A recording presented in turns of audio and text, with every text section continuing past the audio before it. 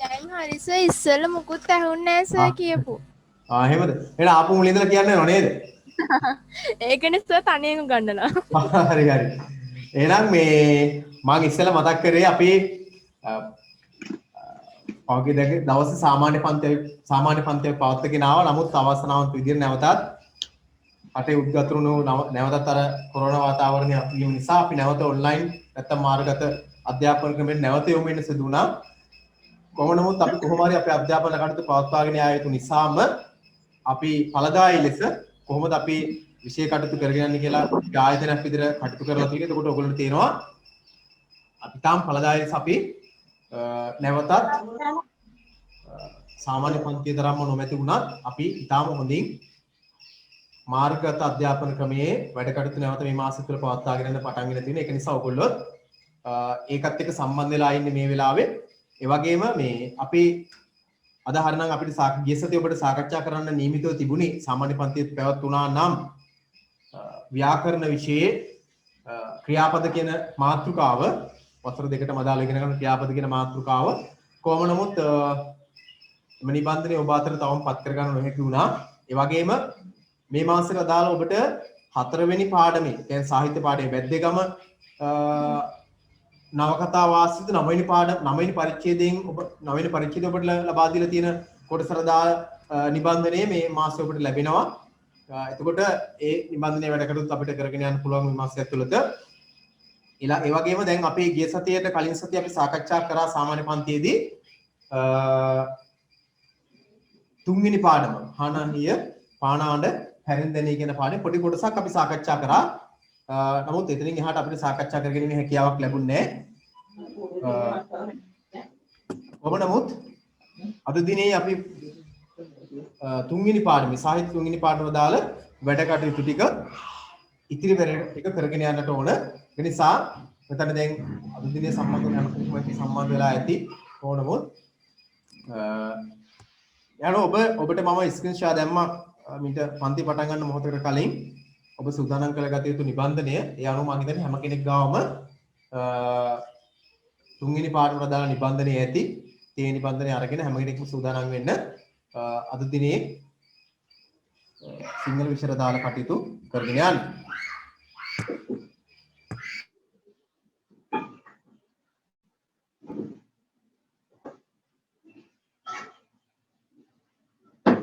Sir බබා කෑ ගන්නවද කොහෙද?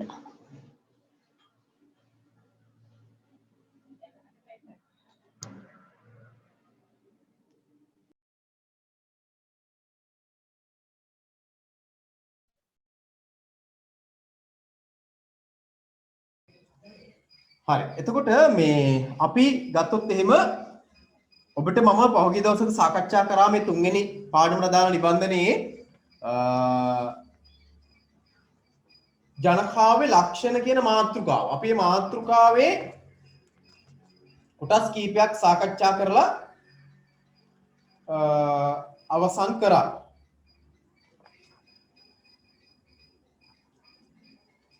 එතකොට ජනකාවේ ලක්ෂණ 12ක් ඒ නිබන්ධනයේ මාතෘකාවට දාලා එකතු කරලා තියෙනවා. ඉන් කීපයක් අපි සාකච්ඡා කරලා අවසන් කරා. ඒතර අද දිනේ අපි ඉතිරි කොටස සාකච්ඡා කරලා නැවත නිබන්ධනයේ මුලට ඇවිල්ලා අදාළ වැඩ කටයුතු කරගෙන යමු. එතකොට මේ නිබන්ධනයේ අපි මාතෘකා 4ක්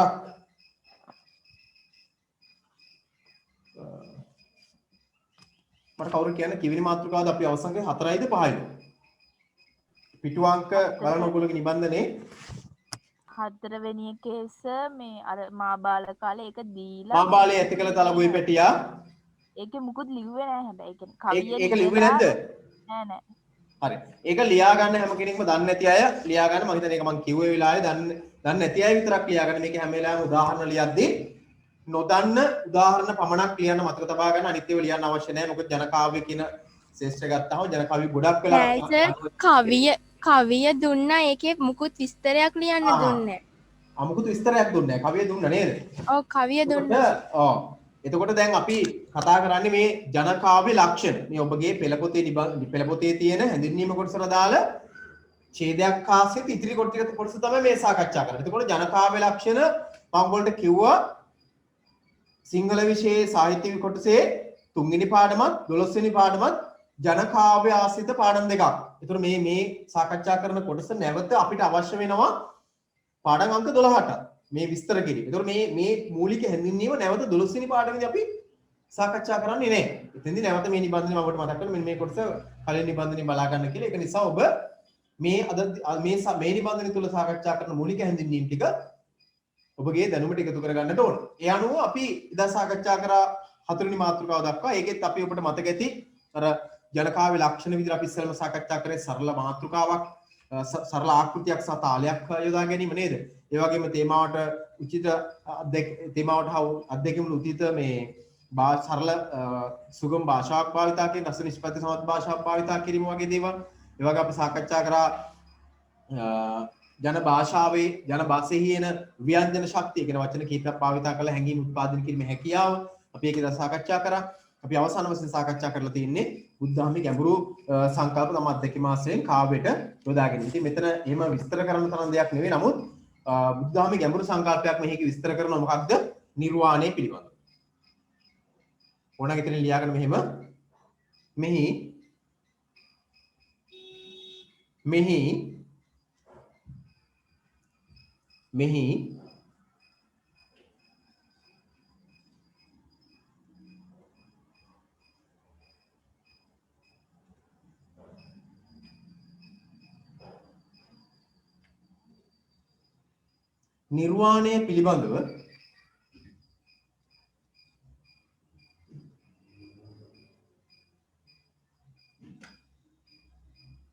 නිර්වාණය පිළිබඳව සඳහන් වීම මගින් නිර්වාණය පිළිබඳව සඳහන් වීම මගින්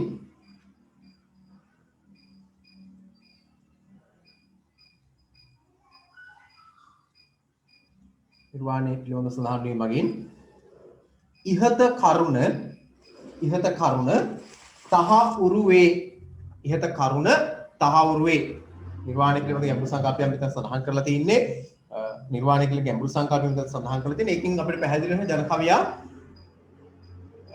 ජන කාව්‍ය ලක්ෂණයක් විදිහට බුදුදහම පිළිබඳ ගැඹුරු සංකල්ප පිළිබඳ අවබෝධයක් ඔහු සතුව තිබුණු බව.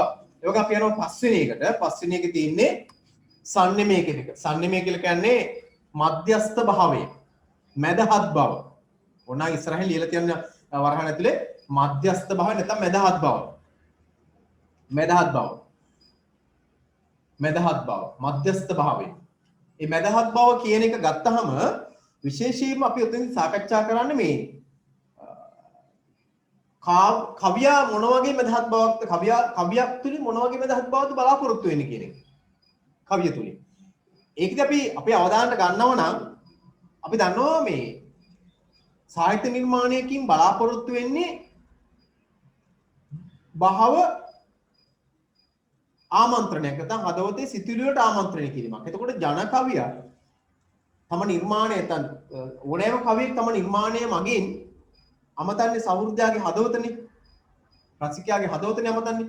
ඒතර ඒ හදවත තුළ යම් සිතුවිලි සමුදායක් නැති කරනවා. භාවයන් නැති කරනවා. සිතුවිලි ඇති කරනවා. අන්න ඒ ඇති කරන සිතුවිලි එහෙම නැත්නම් භාවයන් ප්‍රකෝප කරන හෝ එහෙම නැත්නම් ප්‍රකෝපන වැඩි කරන හෝ දැඩි සංතාප ඇති කරන හෝ සිතුවිලි බවට පත් නොවන භාව ප්‍රකම්පණය කරන ඒවනවන. එනේ ඉහළ හෝ පහළ නොවේ මධ්‍යස්ථ භාවයක් කවියා තුලින් බලාපොරොත්තු ජන කවිය හේතු කළ තියෙනවා. මධ්‍යහත් බව මධ්‍යස්ථ භාවය තමයි සම්නිමය කියලා ජන කවියාගේ කාව්‍ය ලක්ෂණයක් විදිහට අපිට හඳුනා ගන්න පුළුවන්. ජන කවියාගේ තවත් ජන කාව්‍ය ලක්ෂණය තමයි නිර්මාණ වලට සම්නිමය. මම මේ හැම කාරණාවක්ම මේ ජන කාව්‍ය ලක්ෂණ මේ කතා කරපු ජන කාව්‍ය ලක්ෂණ පාණාහිය පාණාඩ හැරෙන්දෙනේ කියන පද්‍යපත්‍ය ආශ්‍රයෙන් ඔබට ඉදිරිපත් කරන්න කියලා කියනවා. අපි සාකච්ඡා කළේ වුණා. මේ කතා කළේ වුණා. ඊට පස්සේ කියනවා ඔබට පුළුවන් වෙන්නට ඕන මේ දැන් අපි කතා කර කාරණා මේ කතා කර දේවල් පාණාහිය පාණාඩ හැරෙන්දෙනේ කියන පද්‍යපන්ති ආශ්‍රයෙන් පෙන්වන්න කරන්න. නැත්නම් පෙන්වලා දෙන්න. පාණාහිය පාණාඩ හැරෙන්දෙනේ කියන පද්‍යපන්ති තුල ජන කවියා තුල දක්වන ලැබෙන සම්නිමය පෙන්වන්න කරන තැන් මොනවද? ඊළඟට ගැඹුරු සංකල්ප ජන කවියා තමන්ගේ නිර්මාණයට දායද අරගෙන තින්නේ කොහොමද? ඊළඟට තමා තේමාවට අත්දැකීමේ උචිත සරල සුගම බස්සාරක් භාවිත කරලා තියෙන්නේ කොහොමද? ආදී කාරණා අපි දැන් සාකච්ඡා කරලා දෙන කාරණා මම මතක් කරේ. එවැනි කාරණා ඔයගොල්ලන්ට පුළුවන් වෙන්න ඕන හානාහිය පානාම හැරෙන් දැනේ කියන පද්‍යපන්ති ආශ්‍රයෙන් සහ කුරහන් නිසිමුව කලවර බලාලා කියන 12 වෙනි පද්‍යපන්ති ආශ්‍රයක දැම්මනේ පස්සේ අපි කතා කරන එක පද්‍යපන්ති ආශ්‍රයේ විස්තර කර ගැනීම හැකියාව ඔයගොල්ලෝ තියෙනවනේ. මේ නැත්තම් මේ අපි කතා කරන එකෙන් කිසිම තේරුමක් නැහැ. හරි අපි බලමු ඒ අනුව මේ තම හැඟීම් කියලා කියන්නේ භාව ඔය හැඟීම් වලට අපි සාහිත්‍ය භාවිතා කරන වචනේ තමයි භාව කියන එක. භාව හැඟීම් වලට කියන්නේ භාව කියලා. සිතිවිලි කියන අදහසනේ. ඒතර මෙන්න මේ භාවයෙන් නැත්තම් සිතිවිලි නැත්තම් හැඟීම් ප්‍රකෝප කරන ඒවා වෙන්න බෑ හොඳ සාහිත්‍ය කර්ම නිර්මාණයක්. ජන කවියක හරියට හඳුනාගෙන තිබුණා. මෙන්න මෙහෙම ලියාගන්න. මෙහෙම ලියන්න.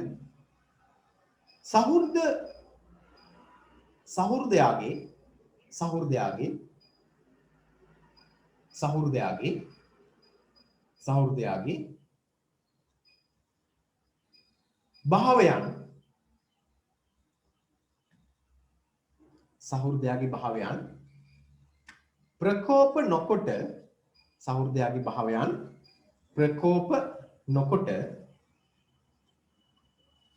සහෘදයාගේ භාවයන් ප්‍රකෝප නොකොට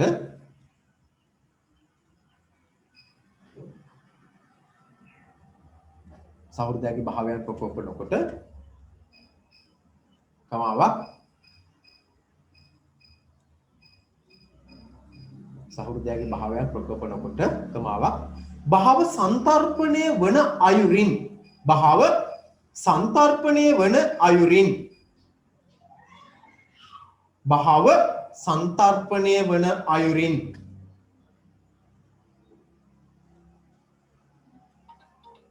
භාව සංතර්පණය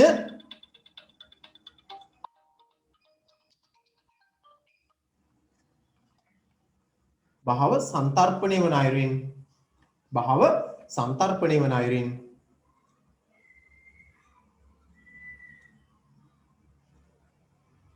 නිර්මාණය සිදු කිරීම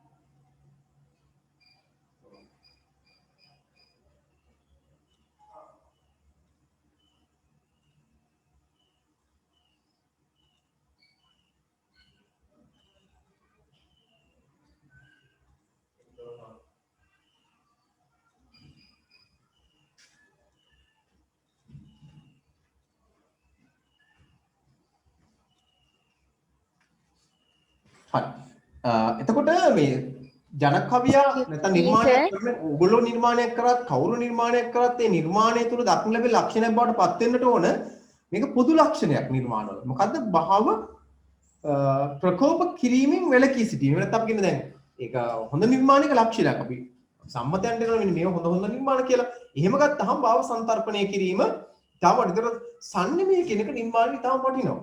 සම්නිමය කියන එක නිර්මාණයකින් භාව මේ නිර්මාණයක් තුළ සම්නිමය ඇති කිරීම ඉතාම වටිනවා. ඒක ඒ තුළ භාවනා යෝගී බවක් නැත්නම් භාවනා ලිත්‍ය ස්වභාවයක් ඇති කර ගන්න පුළුවන්. හරිද? හරි. ඒතර ඒ උදාහරණයක් ගත්තොත් අපි මේ උදාහරණ ගත්තොත් එහෙම ඔයගොල්ලෝ දන්නවා මේ යසෝදරාවතී කවි. කවි 130කින් සමාන යසෝදරාවතී තියෙන කවි මේකට හොඳ උදාහරණ එක අපි තව උදාහරණයක් ලියාගමු. ඔතන මෙහෙම එකක් ඔයගොල්ලෝ දන්නවනම් ලියන්න එපා. මැදවත්තේ සෙල්ලම් පාරකි යන්ට එහෙම ලියා ගන්නකෝ. දන්නව නම් ලියන්න එපා. මැද වත්තේ සෙල්ලම් පාරකි යන්ට මැද වත්තේ සෙල්ලම් පාරකි යන්ට මැද වත්තේ සෙල්ලම් පාරකි යන්ට මල් පිපිලා සුවඳේ බැරුවා ඉන්ට මල් පිපිලා සුවඳේ බැරුවා ඉන්ට මැදවත්තේ සෙල්ලම් පාරකි යන්ට මල් පිපිලා සුවඳේ බැරුවා ඉන්ට කඩා ගන්න බෑ අත රිදෙනවා අපට කඩා ගන්න බෑ අත රිදෙනවා අපට කඩා ගන්න බෑ අතරිදෙනවා අපට කඩා ගන්න බෑ අතරිදෙනවා අපට සාදු සාදු මල් පිපියන් යසරුවට සාදු සාදු මල් පිපියන් යසරුවට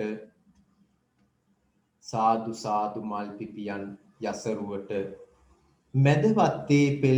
මැදවත්තේ සෙල්ලම් පාර කියන්ට මල් පිපිලා සුවඳේ බැරුවා ඉන්ට කඩා ගන්න බෑ අතරිදෙනව අපට සාදු සාදු මල් පිපියන් යසරුවට. දැන් සමහර වෙලාවට මේ කවිය උදාහරණයක් විතර අපි ගන්නවා මේ සම්නිමි පිළිබඳව උදාහරණයක් විතර ගන්නවා මේ කවිය. දැන් මේ කවිය රස විඳින්නා තුල සහ මේ ක්‍රියාවට හසු වෙච්ච කෙනා තුල කිසිසේත්ම කෙසේ හෝ අත්පත් කර ගැනීමේ සිතුවිල්ල ඇති වෙන්නේ නැහැ.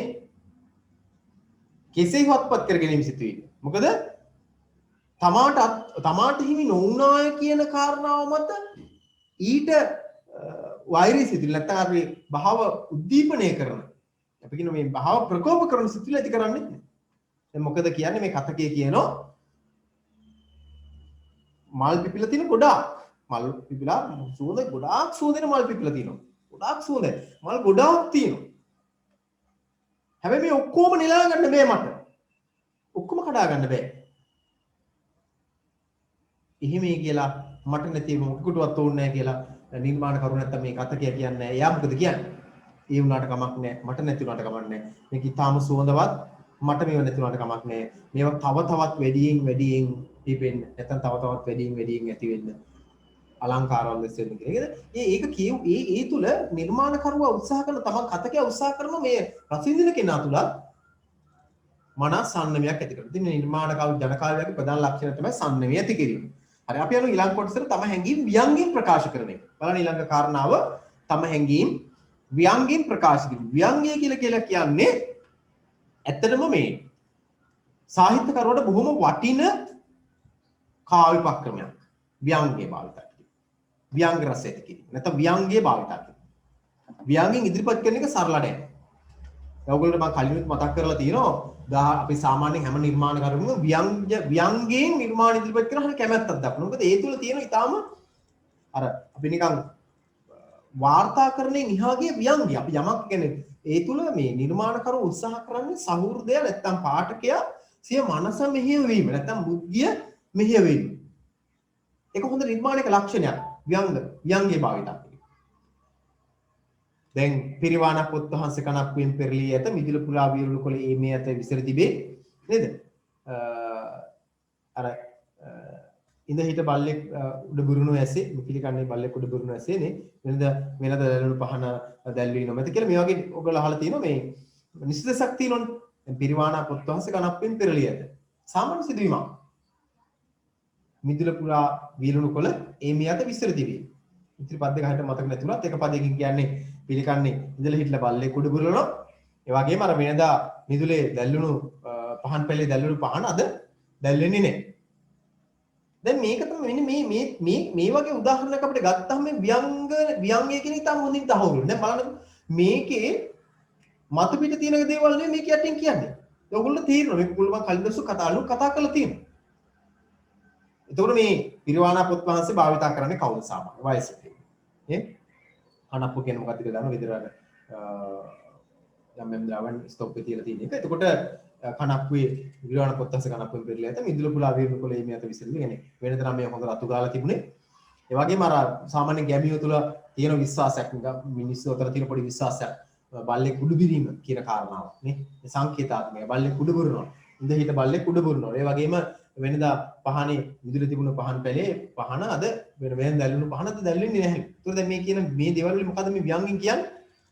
මේ ඒ කියන්නේ ඒ ගෙදර නැත්තම් මේ කාර්යයේ නිරත වෙච්ච කෙනා අර බල්ලෙක් උඩ බුරුණා කියන එකත් එක අපි දන්න මරණය කියන සංකේතනය කරන්නේ මරණයටපත් වෙච්ච කෙනා දහසන මේ මෙන්න මේ ව්‍යංගය ওই නූතන නිර්මාණකරක ව්‍යංගයේ ඒ ආකාරයෙන්ම කරන ජන කවියත් භාවිතා කර බව තමයි මේ ජන කාව්‍ය ලක්ෂණයක් විතර අපි හඳුනා ගන්න පුළුවන්. ඒතර තමයි හැංගීම් ව්‍යංගයෙන් ඉදිරිපත් කිරීම. ලියා ගන්න මෙහෙම දෙන්න උඩින් ලියා ගන්න පොඩ්ඩක් අදහසක් විතර ලියා ගන්න.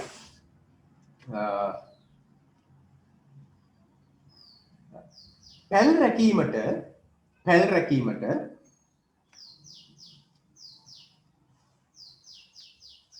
පැල් රැකීමට පැල් රැකීමට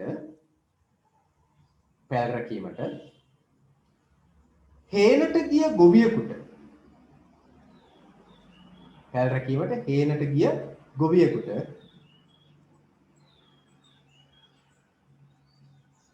සිදු අකරතැබ්බයක් ඒ කියන්නේ කරදරයක් කියන එක සිදු අකරතැබ්බයක්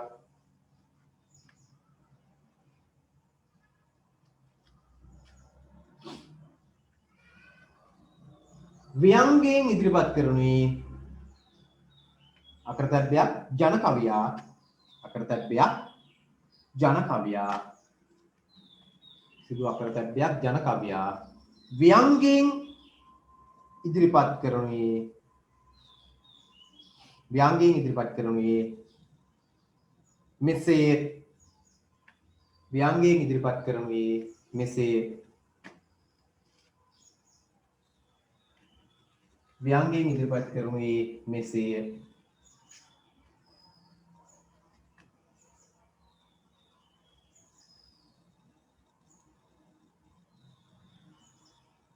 දන්නව නම් ලියන්න එපා මේ උදාහරණයක් අනේ දෙවියනේ මට උණු වියෝයා අනේ දෙවියනේ මට උණු වියෝයා අනේ දෙවියනේ මට උණු වියෝයා අනේ දෙවියනේ මට උණු වියෝයා අනේ දෙවියනේ මට උණු වියෝයා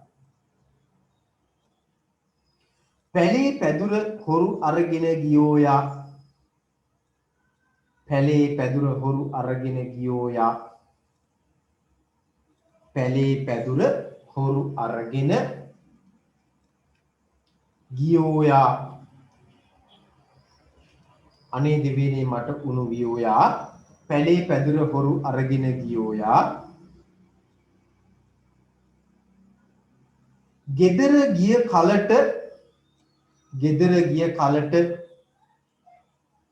ගෙදර ගිය කලට අඬ දඹර ගෙදර ගිය කලට අඬ දඹර බෝයා බොහෝයා නෙමෙයි බෝයා ගෙදර ගිය කලට අඬ දඹර බෝයා ගෙදර ගිය කලට අඬ දඹර බෝයා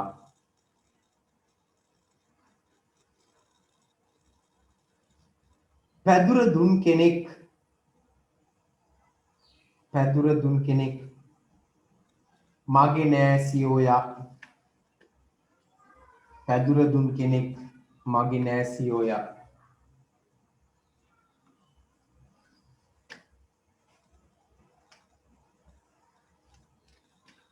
අනේ දෙවියනේ මට උණු වියෝයා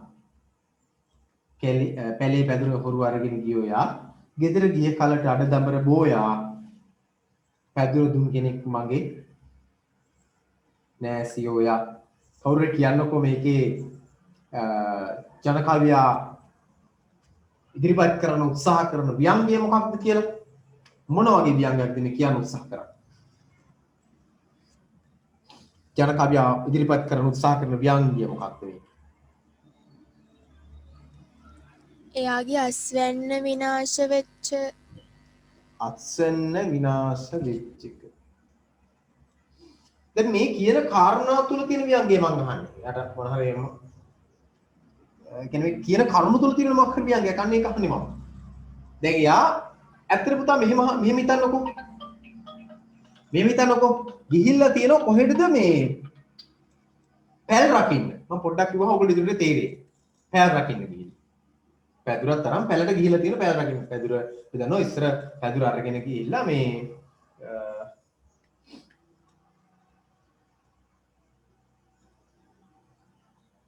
පැදුර අරගෙන ගිහිල්ලා පැලේ මැස් උඩ තියලා ඒක උඩ ඉඳගෙන තමයි පැල් රැක්කේ දැන් පැලට ගියේ මේ පුද්ගලයාගේ පැදුර මොකක් කියලාද හොරු අරන් ගිහින් ඉතින් පැල් රැක්කනම් පැදුරක් හොරු අරන් යන්න විදියක් නෑ පැල් රැක්කනම් පැදුර හොරු අරන් යන විදියක් නැහැ. ඊළඟ ප්‍රශ්නේ. දැන් එතන තමයි ගැටලුව තියෙන්නේ. එතන තමයි ගැටලුව තියෙන්නේ. එතන තමයි ගැටලුව තියෙන්නේ. ප්‍රශ්නේ තියෙන්නේ ඊළඟට දැන් හරියට පැල රැක්කනම් පැදුර අරන් පැදුර තියෙන්නේ පැලේ හිටියනම් මේ පැදුර නැති වෙන හේතුවක් නෑ. ඊළඟ ප්‍රශ්නේ දැන් පැදුර නැතුනම ගෙදර යන්න විදියක් නෑ. පැදුර නැතුව ගෙදර ගියාම පැදුර හොරකම් කරන් ගිහිල්ලා කියන එකෙන් ව්‍යංගයෙන් මොකද්ද කියන්නේ? ගෙදර එන්න ගන්නව එහෙනම් ඊයේ මොකක් කළා නැද්ද? පැල රැකලා නෑ. දැන් පැල රකින්න ගිය කෙනෙක් පැල රකින්න යන්නේ රැටනේ බොහෝ වෙලාවට.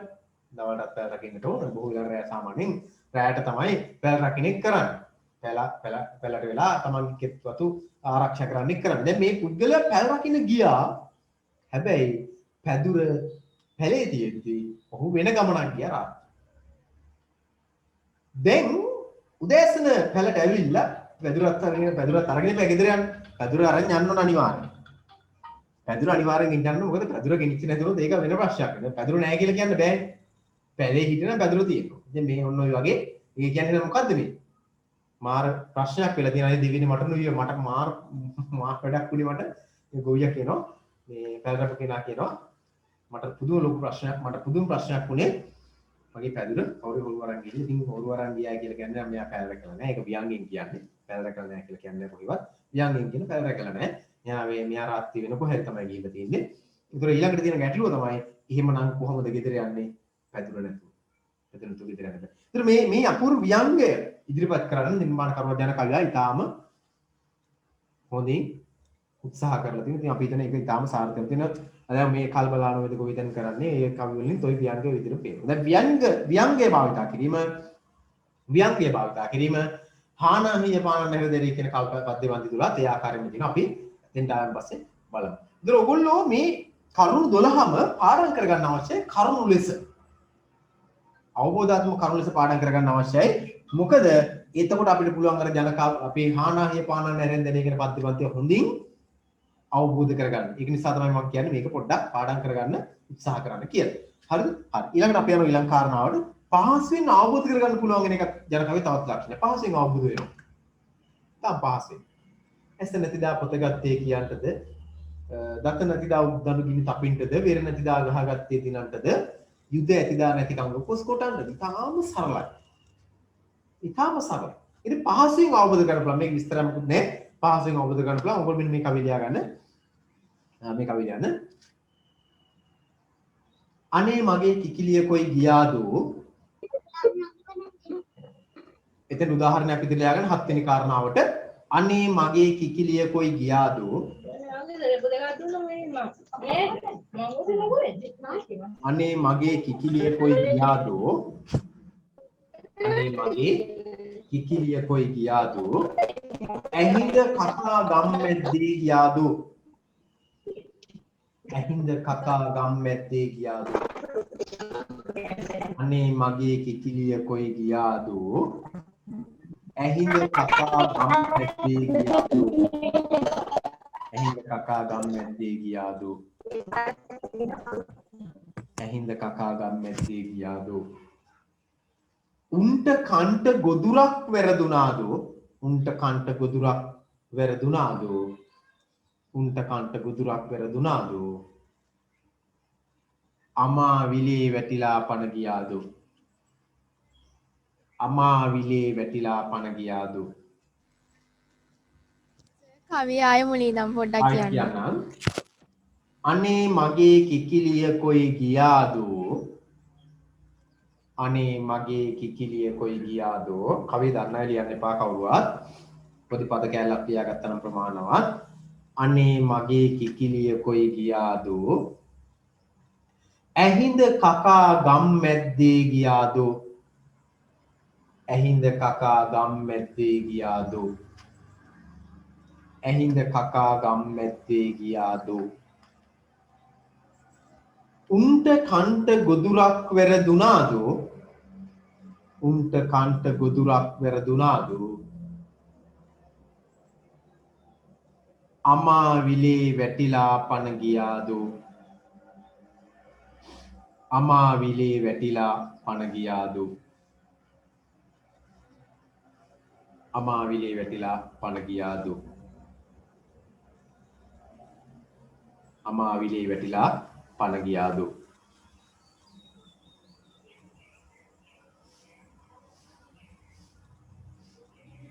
හොඳයි අපි ඉක්මන් කරලා ඊළඟ කාරණාවට යමු. ඊළඟ කරුණ 8 වෙනි එක ලිහිල් කාව්‍ය ආකෘතියක් භාවිත කිරීම. ඔබ දන්නවා කාව්‍ය ආකෘති විවිධයි. කවුරු හරි කියනකොට කාව්‍ය ආකෘති කීපයක් බොහෝ කාව්‍ය ආකෘති තියෙනවා. නේද? සරල දෙනින් අපි පටන් ගත්තොත් දෙපද සිව්පද දෙපද කාව්‍ය ආකෘති තියෙනවා. සිව්පද කාව්‍ය ආකෘති තියෙනවා. ඊළඟට සඳස් කාව්‍ය ආකෘති නිසදස් කාව්‍ය ආකෘති ඊළඟට ගී කාව්‍ය ආකෘති ඊළඟට සිලෝ කාව්‍ය ආකෘති ගී කාව්‍ය ආකෘති සිලෝ ඔයගොල්ලෝ ගී කාව්‍ය ආකෘති ඔයගොල්ලෝ දන්නවා. ගී කාව්‍ය ආකෘති සිලෝ කාව්‍ය ආකෘති මෙයාදී කාව්‍ය ආකෘති තියෙනවා. Excuse me sir. කියන්න. සර් සඳස් සහ නිසදස් අතර තියෙන වෙනස මොකක්ද? සඳස් නිසස් කියලා කියන මෙහෙම අඩුට. දැන් සඳස් නැත්නම් අපි කියන සඳස් වලට දානම තමයි ඡන්දස් කියලා කියනවා. ගාක් විස්තර කරන්න ඕනේ නැහැ. නිකම් සරව තේරුම් ගන්න පුළුවන්. සඳස් වලට දානම තමයි ඡන්දස් කියලා කියන්නේ. මේකත් කාව්‍ය අලංකාර. පැරණි කාව්‍ය අලංකාර තමයි සඳස් නැත්නම් ඡන්දස් භාවිත කිරීම. ඒ කියන්නේ එලි සමය භාවිත කිරීම, පද හතරක් භාවිත කිරීම, ඊළඟට විරිතක් භාවිත කිරීම මේව තමයි සඳස් කාව්‍ය ආකෘති ලක්ෂණ. පද හතර විරිත් භාවිත කිරීම, එලි සමය භාවිත කිරීම, ඒවා ඡන්දස් කාව්‍ය ආකෘතියේ ලක්ෂණ. හැබැයි නිසස් කාව්‍ය ආකෘතියේ එලි සමයක් ඕනේ, පද හතරක් තියෙන්න ඕනේ, විරිතක් අවශ්‍ය කරන්නේ.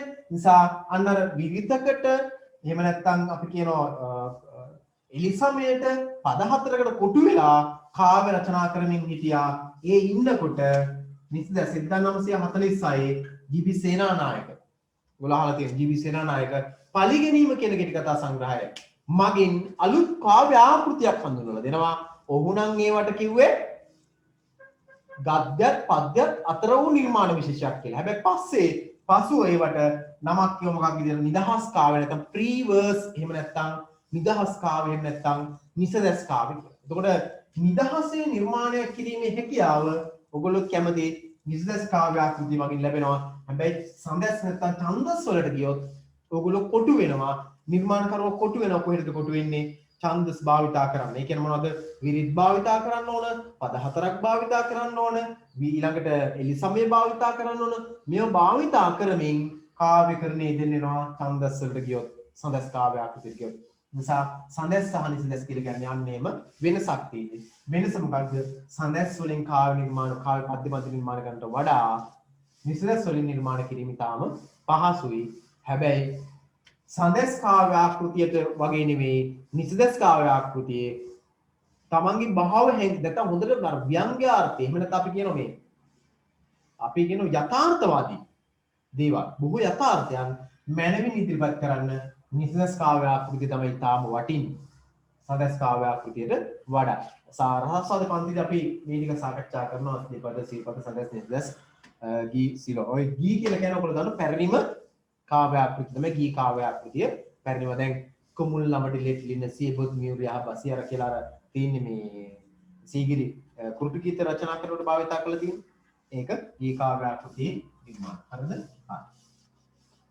අපි එතකොට මේ ජන කවිය භාවිතා කරලා තින්නේ මේ ලිහිල් කාව්‍ය ආකෘතියක්.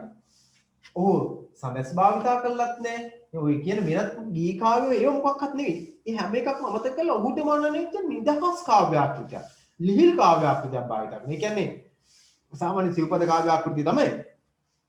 ඒ සිව්පද කාව්‍ය ආකෘතිය භාවිතා කරනකොට නිරායාසයෙන් ගලායන වචන භාවිතා කිරීමට ඔහු උත්සාහ කළා තියෙනවා. නිරායාසයෙන් ගලායන වචන.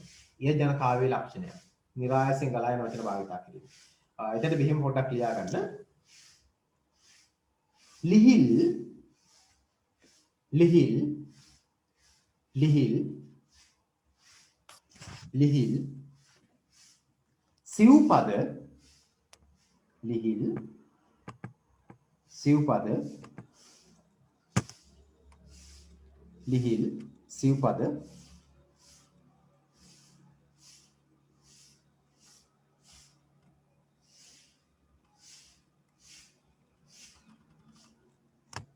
ලිහිල් සිව්පද කාව්‍ය ආකෘතියක්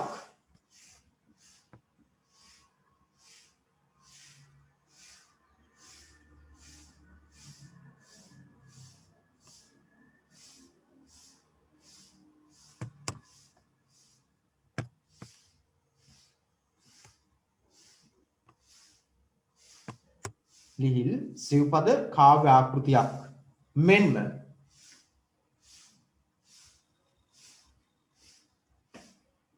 ලිහිල් සිව්පද කාව්‍ය ආකෘතියක් මෙන්ම නිරායාසයෙන් ලිහිල් සිව්පද කාව්‍ය ආකෘතියක් මෙන්ම නිරායාසයෙන්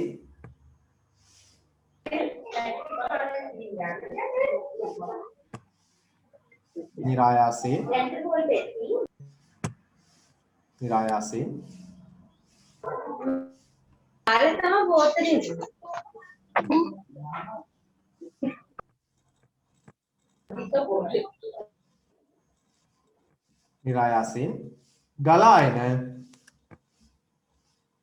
නිරායාසයෙන් ගලා එන වදන් භාවිතා කිරීම නිරායාසයෙන් ගලා එන වදන් භාවිතා කිරීම නිරායාසයෙන් ගලා එන වදන් භාවිතා කිරීම ඔයගොල්ලෝ දන්න කවියක් මේ කවිය එක පදයක් ලියා ගන්න දන්න අය නොදන්න අය සම්පූර්ණ කවියම ලියාගත්ත කමක් නැහැ. දන්න නිසා බලමු. ඉර පායා ඉර මුදුනට එන්ට එපා. මේ හොඳ උදාහරණයක් මේ කවියේ. ඉර පායා ඉර මුදුනට එන්ට එපා. ඉර පායා ඉර මුදුනට එන්ට එපා. ඉර පායා ඉර මුදුනට එන්ට එපා. ඉර පායා ඉර මුදුනට එන්ට එපා. සඳ පායා ඉර පායා ඉර මුදුනට එන්ට එපා. සඳ පායා සඳ මුදුනට එන්ට එපා. සඳ පායා සඳ මුදුනට එන්ට එපා. සඳ පායා සඳ මුදුනට එන්ට එපා.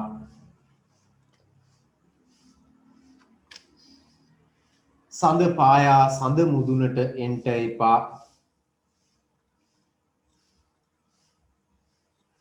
පෑදි දියට බොරදිය එක්වන්ට එපා. පෑදි දියට බොරදිය එක්වන්ට එපා.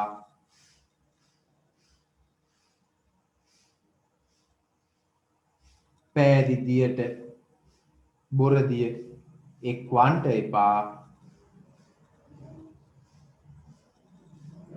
ඉතිරි පදේ කවුරු හරි කියන්න. ඉතිරි පදේ කවුරු හරි කියන්න. පෑදි දියට බොරදිය එක්වන්ට එපා. අම්මා නැති අපට බඩගිනි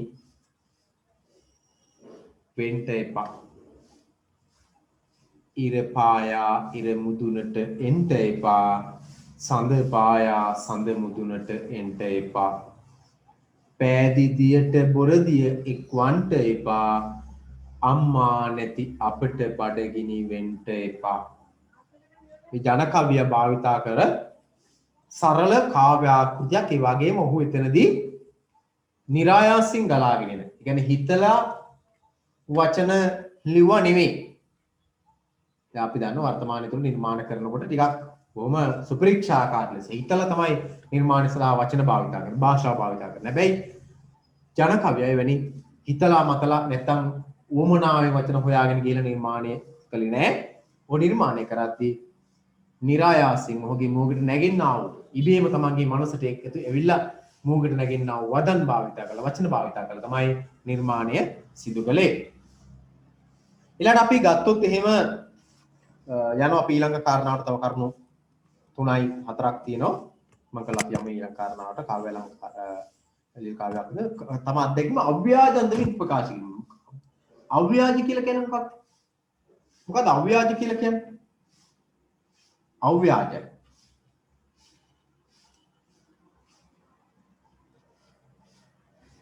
විරුද්ධ වචනේ මොකක්ද? විරුද්ධ වචනේ ව්‍යාජයි. වංචාකාරී. ව්‍යාජයි. ඇත්ත නෙවෙයි. බොරු. අන්න එක තමයි ව්‍යාජ කියලා කියන්නේ. ඒතර ඒකේ විරුද්ධාර්ථය සත්‍ය අව්‍යාජ බව. අසත්‍ය. බොරුව නොමැතිකම අව්‍යාජ කියලා කියනවා. ඒතකොට දැන් නිර්මාණකව තමන්ගේ නිර්මාණ ඉදිරිපත් කරන නිර්මාණය කරනකොට අන අව්‍යාජ අන්දමින් ඒ නිර්මාණ ඉදිරි තමන්ගේ අත්දැකීම අව්‍යාජ ලෙස ඉදිරිපත් කරන බොරුවක් නෑ. ඇත්ත ස්වභාවයෙන් ඇත්ත සැටියෙන් ඉදිරිපත් කරනවා.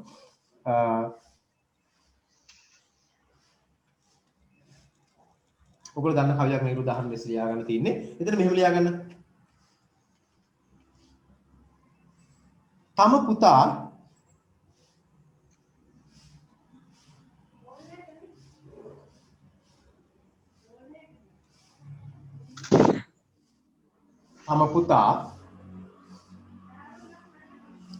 සැලකූ ආකාරය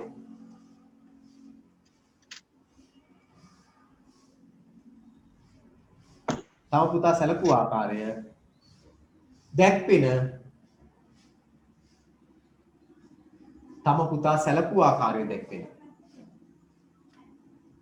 පහත උදාහරණය තම පුතා සැලකූ ආකාරය දැක්වෙන පහත උදාහරණය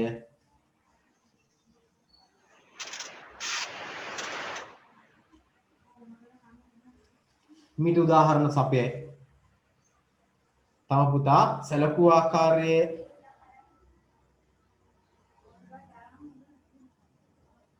ඊළඟ දැක්වෙන පහත උදාහරණ මීට උදාහරණ සපයයි. බලන්න ලියා ගන්න ඕන. ඔයගොල්ලෝ දන්න මේක ලියන්න එපා. පොඩි පද පේජයක් විතරක් ලියලා තියන්න. පොඩි පද පේජයක් විතරක් එකට ලියලා තියන්න. ඒ ප්‍රමාණවත්. මෙන්න මේ කවිය අව්‍යාජයි. බොරුවක් නෙමෙයි ඇත්තම තමයි මම කියන්නේ. බඩගිනි වෙලා මාගිය කල පුතුගේ ගෙට කවිය දන්න නිසා ලියන්න එපා. එක පද පේජයක් නිකන් ලියලා තියන්න. බඩගිනි වෙලා මාගිය කල පුතුගේ ගෙට මැනලා වී ටිකක් දුන්නයි මල්ලකට ගන්ධෝ නුගන්ධෝ කියලා සිතුනි මට මැනලද පුතේ කිරි දුන්නේ මානුඹට. තමන් අම්මා යනවා පුතාගේ ගෙදරට කෑමට යමක් ඉල්ල ගන්නට වෙන්නට ඇති. ඒ ගිය මොහොතේදී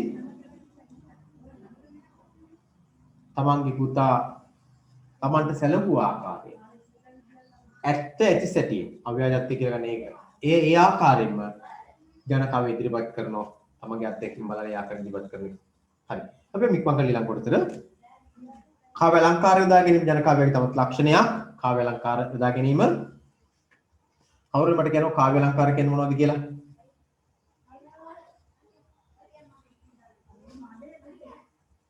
උපමා අතිශයෝක්ති. එහෙම ලියා ගන්නකො හරි. ඒ වගේම තමයි. එලි සමය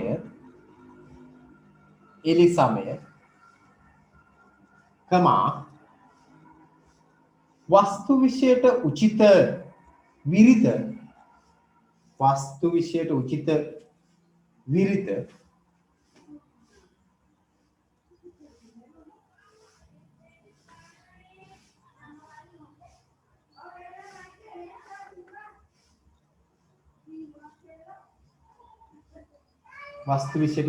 විරිත කමා අනුප්‍රාසය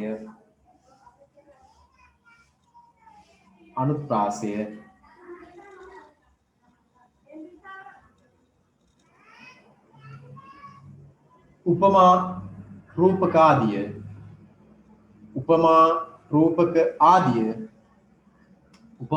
රූපක ආදිය උපමා රූපක ආදිය කාව්‍ය අලංකාර වේ.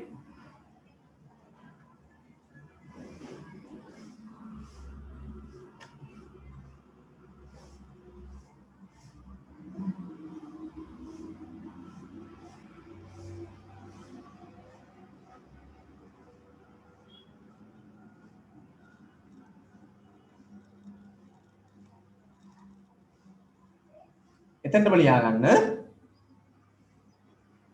දස්කොන් හා ප්‍රමිලා. දස්කොන් හා ප්‍රමිලා.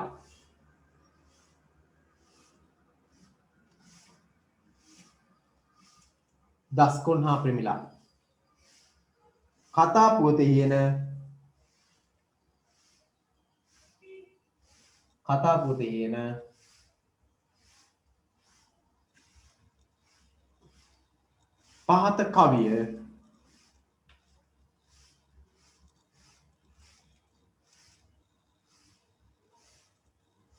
පහත කවිය කාව්‍ය අලංකාර වලට උදාහරණයකි.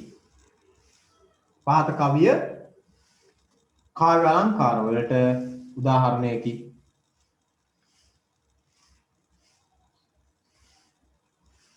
කාව්‍ය අලංකාර වලට උදාහරණයකි.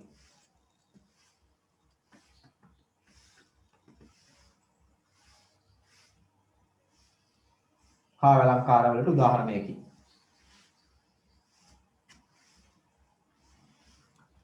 ඔය දස්කොන් ප්‍රමිලා කියලා කියන උඩරට පළාතේ තිබුණු බොහොම ජනප්‍රිය ප්‍රේම කතා වේවණීය කතා පුවතක්. ඒකේ එන කවියක් තමයි මම ඔයගොල්ලෝ මෙතන උදාහරණයක් දක්වන්නේ. කාව්‍ය අලංකාර සඳහා ලියා ගන්න. දන්න අය මේ කවිය දන්නව නම් ලියන්න එපා. නොදන්න අය පමණක් ලියා ගන්න.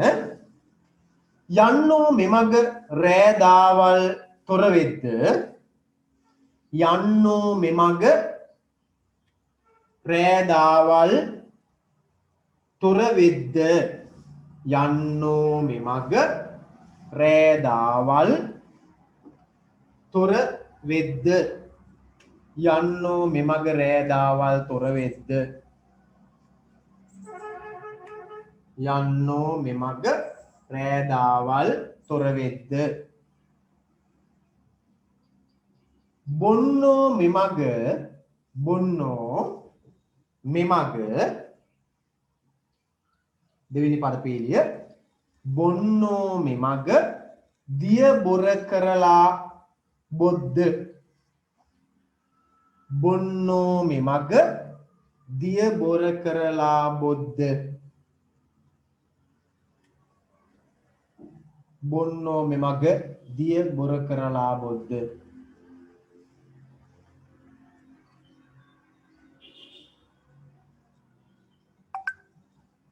දෙන්නෝ පහස ගෙට අඬ ගහලා දෙද්ද දෙන්නෝ පහස ගෙට අඬ ගහලා දෙද්ද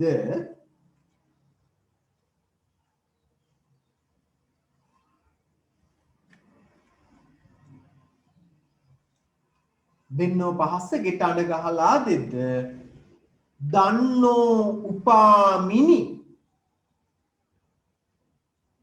දන්නෝ උපාමිනි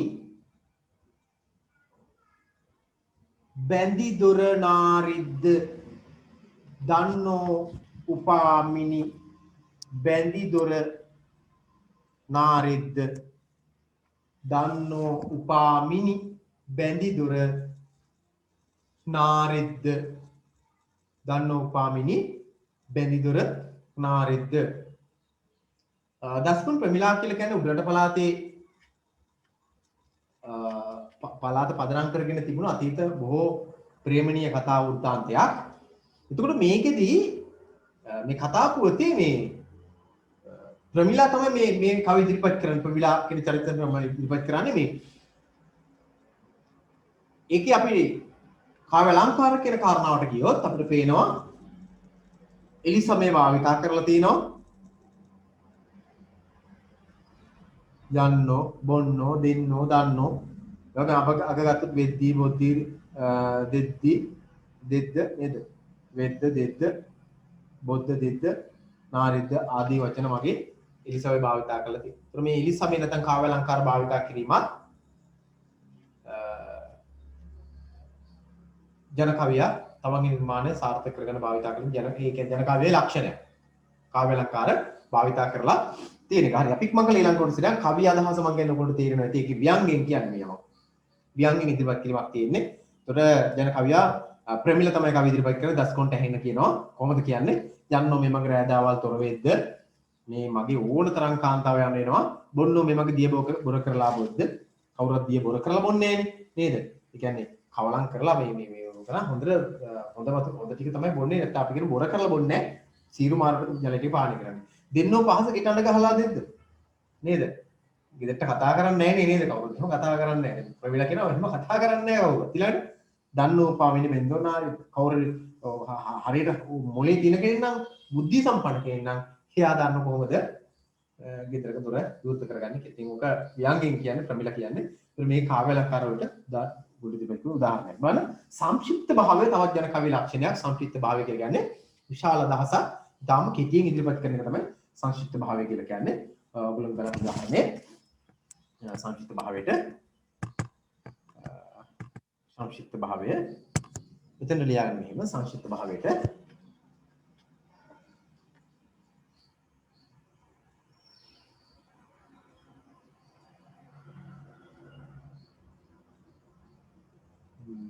මේව ලියාගන්න. මේ සඳහා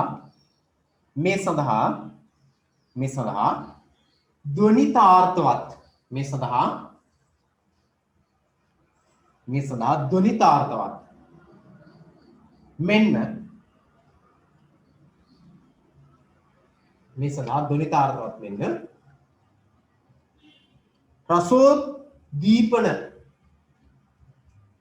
රසෝද්දීපනයට මේ සඳහා ධ්වනිතාර්ථවත් මෙන්ම රසෝද්දීපනයට සමත්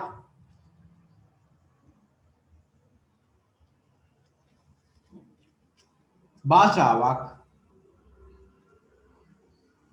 ධ්වනිතාර්ථවත් මෙන්ම රසෝද්දීපනයට සමත් භාෂාවක් ජන කවියා භාවිතා කරයි. මේ සඳහා කියලා කියන්නේ සංක්ෂිප්ත භාවය සඳහා.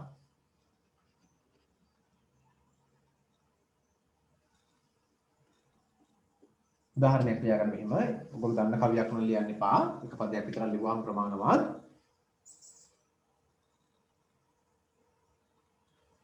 පුරන් කුඹුරේ මී ගහ යට සිටින්නේ පුරන් කුඹුරේ මී ගහ යට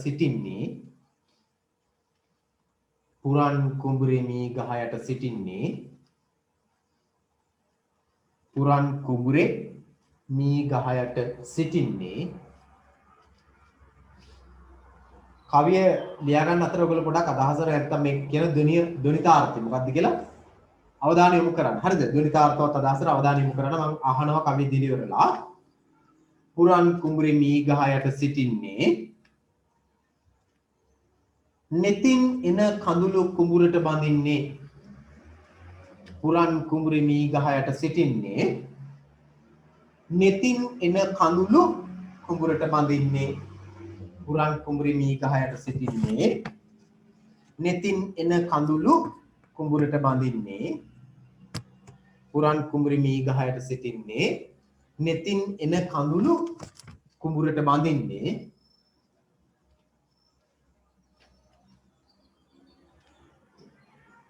අතින් දාන ඔසරිය විසි කරන්නේ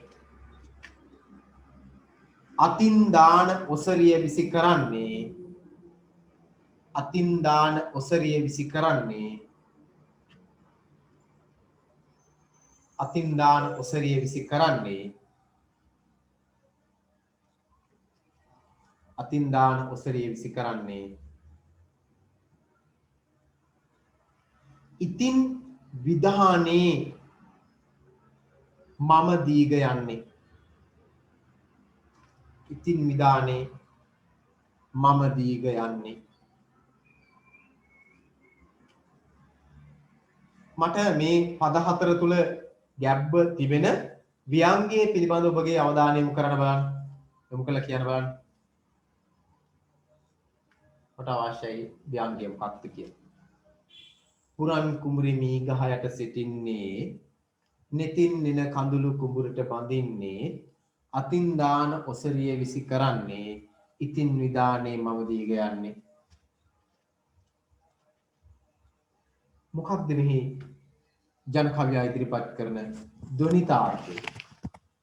මේ සංක්ෂිප්ත භාවය මේ කවිය සංක්ෂිප්ත කවියක්. නමුත් එහි පැතිරුණු අදහස පුළුල් අදහසක් පැතිරලා තියෙන තමයි එහි තියෙන අදහස පැතිරුණු එකක්. මොකක්ද මේ කියන්නේ? පුරන් කුඹුරේ මී ගහයට සිටින්නේ. පුරන් කුඹුරේ මී ගහයට සිටින්නේ. පොඩි අදහසක් මම මේ කියන්න හදන්නේ. පුරන් කුඹුර කියන එකේ අදහස් කරන්නේ මොකද්ද? පුරන් කුඹුර කියන එකේ අදහස් කරන්නේ ගොඩාක් කාලයක් වගා නොකළ කුඹුරක් තියෙන. ඒ කියන්නේ වගා කළ යුතු වගා නොකළ කුඹුරක් තියෙන. කවුද මේ පුරන් කුඹුර? මේ කවිය කියන කෙනා. මේ කවිය කියන ගෑනු ළමයා තමයි පුරන් කුඹුර. ඒතර මී ගහයට කියලා ගැන සිටින්නේ. මී ගහ කියලා කියන්නේ මොකක්ද? වර්තමානයේත් වැඩිපුර කතා කරන ගහක් තමයි මී ගහ. මොකක්ද මී ගහක් කියලා එකේ අදහස මොකද්ද? මී ගහ කියලා කියන්නේ මොකද්ද? මී ගහ කියලා කියන්නේ ඔයගොල්ලෝ දන්නවා දවල්ටයි රැටයි දෙකටම මොකක් කරනද? කවුරු කියන්නකෝ? මී ගහ කියලා කියන්නේ ශාක්‍ය වටිනාකම කියනවා. දිවා රාත්‍රී දෙකෙහිම මොකක් කරන ශාක්‍යයක්? දිවා රාත්‍රී දෙකෙහිම කවුරුත් දන්නේ නැද්ද?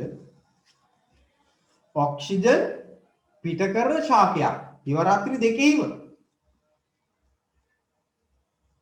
එතකොට මේ ඒ විතරක් නෙවෙයි දැන් ඉස්සර කුඹුරු වලට මේ මොනවද කුෂ්‍ය රසායනික පොහොර ඉස්සේ නැහැ. ඒ පොහොර ටික නැත්තම් කුඹුරට අවශ්‍ය කරන සාරවත් භාවයේ පොහොර ටික ලැබුණේ මොනවයින්ද?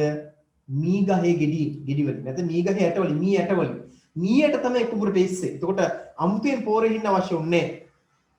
දැන් මේ විතර කියන ව්‍යංගය මොකද්ද? ගොඩ සමහරවිට බර වැඩි වෙන්න පුළුවන්. නමුත් මේ තමන් ගැන මේ විවරණයක් කරන්න. මේ කවිය ඉදිරිපත් කරන්නේ කාන්තාවක්නේ. ඒ කාන්තාව තමන් ගැන මේ කියන්නේ. මා ඊටාම සරසාරව. හරිද? ඒක මේ කියන්නේ. netin එන කඳුළු කුඹුරට බඳින්නේ. දැන් මේ ප්‍රේම වෘත්තාන්තය අවසන් කරන්න හදන මේ කාන්තාව. ඇයි?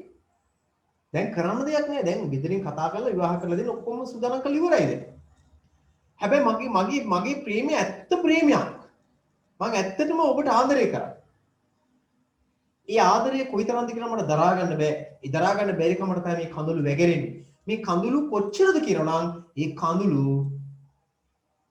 මේ කුඹුරට බඳින්න පුළුවන් ප්‍රමාණයෙන් කඳුළු තියෙනවා. විශාල මේ කොයිතරම් දුක් වුණාද කියන එක තමයි මේ ව්‍යංගයේ තියෙන්නේ. ධ්වනි කරන්නේ. ව්‍යංගයෙන් කියන්නේ ධ්වනිතාර්ථවත් කරන්නේ ඒ කොයිතරම් අඳලා දිනවද මේ කාන්තාව. තමන්ගේ ප්‍රේමය දිනා ගැනීම සඳහා. ඊළඟට කියනවා අතින් දාන ඔසරිය විසි කරන්නේ දැන් මට මේ මොනවා කරත් වැඩක් නැහැ. දැන් මම ඔසරිය අයින් කරන්න වෙලා තියෙනවා. මට දැන් ඔසරිය නෙවෙයි මට දැන් වෙන කියන එක මේ කියන්නේ. ඊළඟට ගත්තාම ඉතින් විදානේ මම දී කියන්නේ. ඉතින් මට කරන්න දෙයක් නැහැ. ඉතින් කියන වචනේ මෙතන මට කරන්න. හරි මේ මොකද කරන්නේ ඉතින් නේද? සමහර වෙලාවට එහෙම දේවල් වෙන්න පුළුවන් නේ. හරි අපි නවත්තුපු තැනින් නැවත පටන් ගමු. විනාඩි 15ක් විතර මේ ප්‍රමාදයක් වුණේ. අපි අවසාන මාතෘකාවට කලින් මාතෘකාව කතා කරමින් සංක්ෂිප්ත භාවය කියන මාතෘකාව ඇහෙනව නේද? ඔව් සර්. හරි. කතා කරමින් ඉතින් අවසාන මාතෘකාවට කලින් මාතෘකාව සංක්ෂිප්ත භාවය අපි ඒක සාකච්ඡා කරලා අවසන් කරා. අපි ඊළඟට යමු මේ අවසාන මාතෘකාවට ඉක්මන් කරලා කදිම අවස්ථා නිරූපණය. මොකද අවස්ථා නිරූපණයේ සාහිත්‍ය ඉතාම වටින එකක්. නිර්මාණකරුවෙක්ට වටිනවා නිර්මාණයක් හොඳින් සහෘදයාවට සමීප කරන්න. එතනදී මේ අවස්ථා නිරූපණය ලැබෙන සුවිශේෂ ස්ථානයක ගද්‍ය පද්‍ය ඕනෑම අවස්ථාවක එහෙම වෙන්න පුළුවන්. මේ අපි කතා කරන පද්‍ය සාහිත්‍ය තුල විශේෂයෙන්ම ජන කවියා කොහොමද තමන්ගේ නිර්මාණය තුළ අවස්ථා නිරූපණය මගින් සහෘදයා පෙනෙව්වේ කියන එක තමයි මෙතන කතා කරන්නේ. ජන කවියා කොහොමද මේ අවස්ථා නිරූපණය භාවිතා කරේ කියන එක. ඔයගොල්ලෝ දන්න නිර්මාණයක් තමයි වෙස්සන්තර ජාතකය. වෙස්සන්තර ජාතකය තුල නිර්මාණය කරලා තියෙන වෙස්සන්තර ජාතක කාව්‍ය. විසතුරු දාකව කියලාත් අපි කියනවා වෙස්සන්තර ජාතක කාව්‍ය. දැන් මේකේ මේ ජාලිය කුමාරයාගේ මුවකට නගලා තියෙන මෙන්න මේ කවිය අවස්ථා නිරූපණ සඳහා කඩි උදාහරණයක් බවට පත් වෙනවා. මුළු කවියම ලියා ගන්න වෙලාවක් දෙන්න බෑ මට ඔයගොල්ලන්ට. නමුත් එක පදයක් විතරක් මේ වෙලාවේ සටහන් කරගන්න. කවිය පදයක් විතරක්. ඔයගොල්ලෝ දන්න කවියක් නිසා මම එක පදයක් විතරක් දෙන්න. ඔබ ඊට කලින් මොකද පාඩම් කරලා තියෙන එකක් නිසා. ලපසේ සඳ විලසේ දවසක් වෙන්නූ වෙම්මා.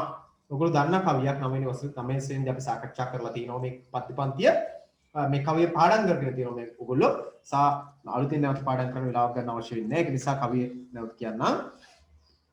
ලපසේ සඳ විලසේ දවසක් වෙන්නූ වෙම්මා.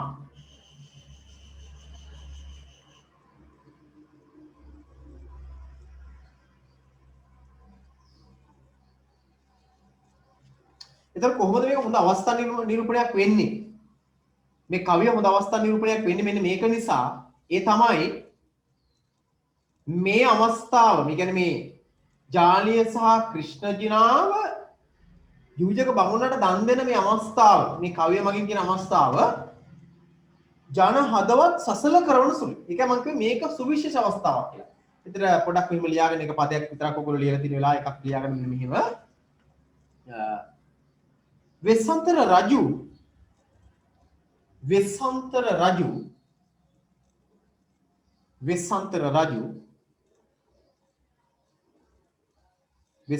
රජු ජාලිය හා ක්‍රිෂ්ණ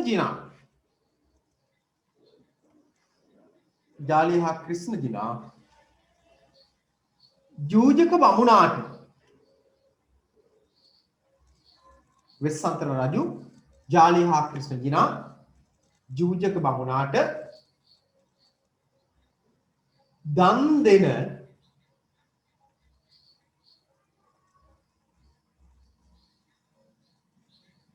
අවස්ථාව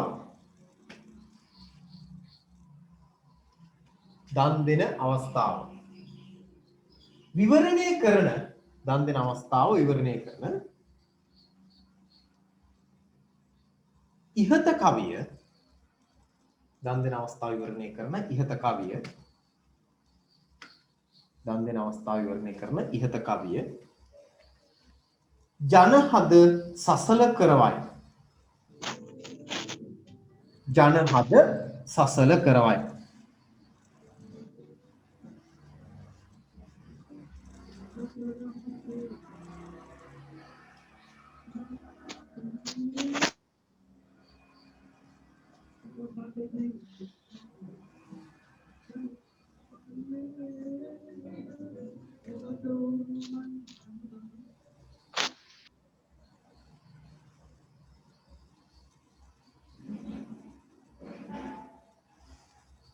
ජනහද සසල කරවයි.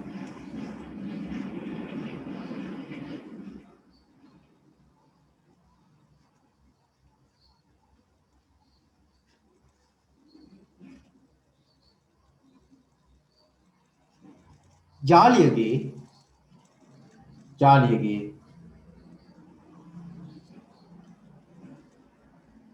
දුක්බර වූත්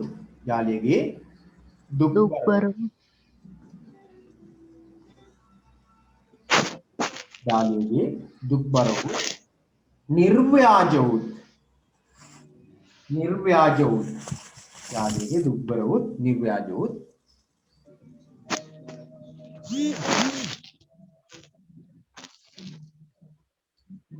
ඉල්ලීම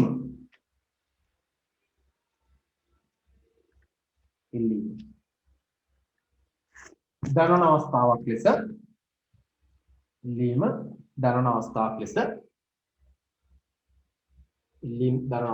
ලෙස මේ දැක්විය හැකියි.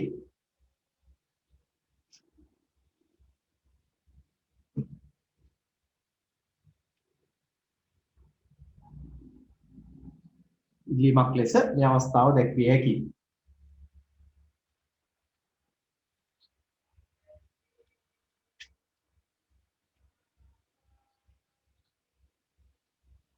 හරි. එතකොට අපි මේ කරුණට ඉගෙන ගත්තේ ඇයි අපි? මේ ඉගෙන ගන්න දේවල් වල වටිනාකම මොකක්ද? මේ ඉගෙන ගත්ත කරුණු 12 වටිනාකම මොකක්ද? ඒක අපි හොඳට අවබෝධ කරගන්නට ඕන. විශේෂයෙන්ම මේ සාකච්ඡා කරන හානාහිය පානාණ්ඩ හැලෙන්දෙනේ කියන පද්‍යපන්තියට කුරානිසිම කලවර බලලා කියන 12 වෙනි පාඩමේ ලබන අවුරුදු ඉගෙන ගන්න පද්‍යපන්තියට දෙකටම අදාළ පොදු කරුණු 12ක් තමයි මෙතන අපි සාකච්ඡා කරන්නේ. මේ කරුණු 12 මෙම පද්‍යපන්ති දෙක තුලින්ම ඉදිරිපත් කිරීමේ හැකියාව ඔයගොල්ලන්ට තියෙනවා. මම සාමාන්‍ය පන්ති පටන් ගත්තාම ඔයගොල්ලෝ අභ්‍යාසයක් විතර දෙනවා. මේ සෑම කාරණාවකට උදාහරණ කවිය බැගින් උදාහරණ අවස්ථාව බැගින් අදාළ ඔබට නියමිත හානාහිය පානාණ්ඩ දැරෙන්දෙන අඬ හැරෙන්දෙනේ කියන පද්‍යපන්තියේ පෙන්වලා තියෙනවා. මම ඒක උදාහරණ කොට දැන් කිව්වා. ඒ වගේ මේ සෑම උදාහරණයකටම එතන තියෙනවා මේ සෑම කාරණාවකට විතර තියෙන උදාහරණ. සවකට පුළුවන් වෙන්න ඕන.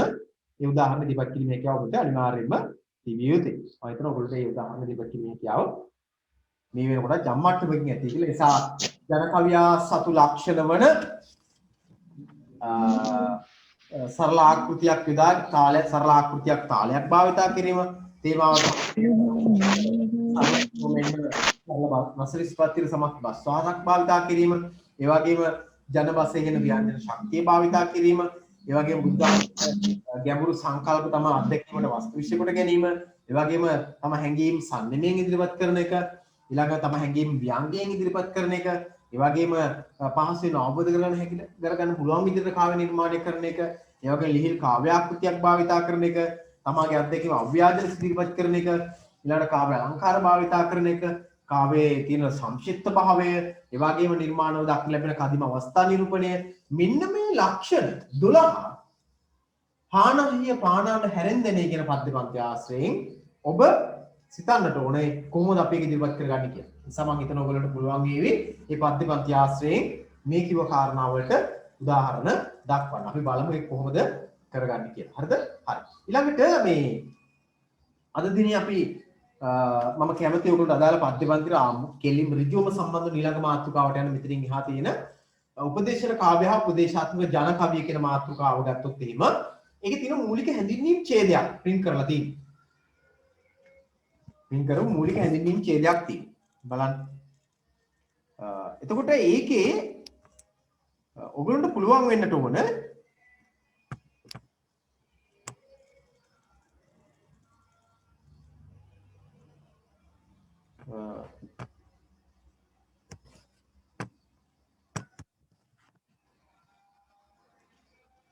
පොතේ තියෙන මේ කොටස ඔබේ නිබන්ධනයේ තියෙනවා මේ පොදු ජනයා අතරේ භාවිතා වන සරල ජීවන රටාව හැබැයි ජන සිංහල ජන කවියේ විශේෂ සංගයක් ලෙස උපදේශන කාව්‍ය හා උපදේශාත්මක ජන කවිය. උපදේශන කාව්‍ය කියන එකයි උපදේශාත්මක ජන කවිය කියලා කියන්නේ දෙකක්. උපදේශාත්මක කාව්‍ය ඔයගොල්ලෝ දන්නවා. සිංහල සාහිත්‍යයක් තියෙනවා, සංස්කෘත සාහිත්‍යයක් තියෙනවා, ඊළඟට පාලි සාහිත්‍යයක් මේ කියන සාහිත්‍යවල මේවා තියෙනවා. මේ සාහිත්‍යවල මේවා තියෙනවා මොනවද තියෙන්නේ? උපදේශාත්මක කාව්‍ය උපදේශන කාව්‍ය ඔයගොල්ලෝ ඒක විශේෂයෙන් අමුතෙන් විස්තර කරන්න දෙයක් නැහැ. උපදේශාත්මක කාව්‍ය මේවා තියෙනවා. ඉතින් ඔබ ගත්තොත් එහෙම අපි දැනගෙන ඉන්නට ඕන. අපි දැනගෙන තියෙන්නට ඕන මොනවද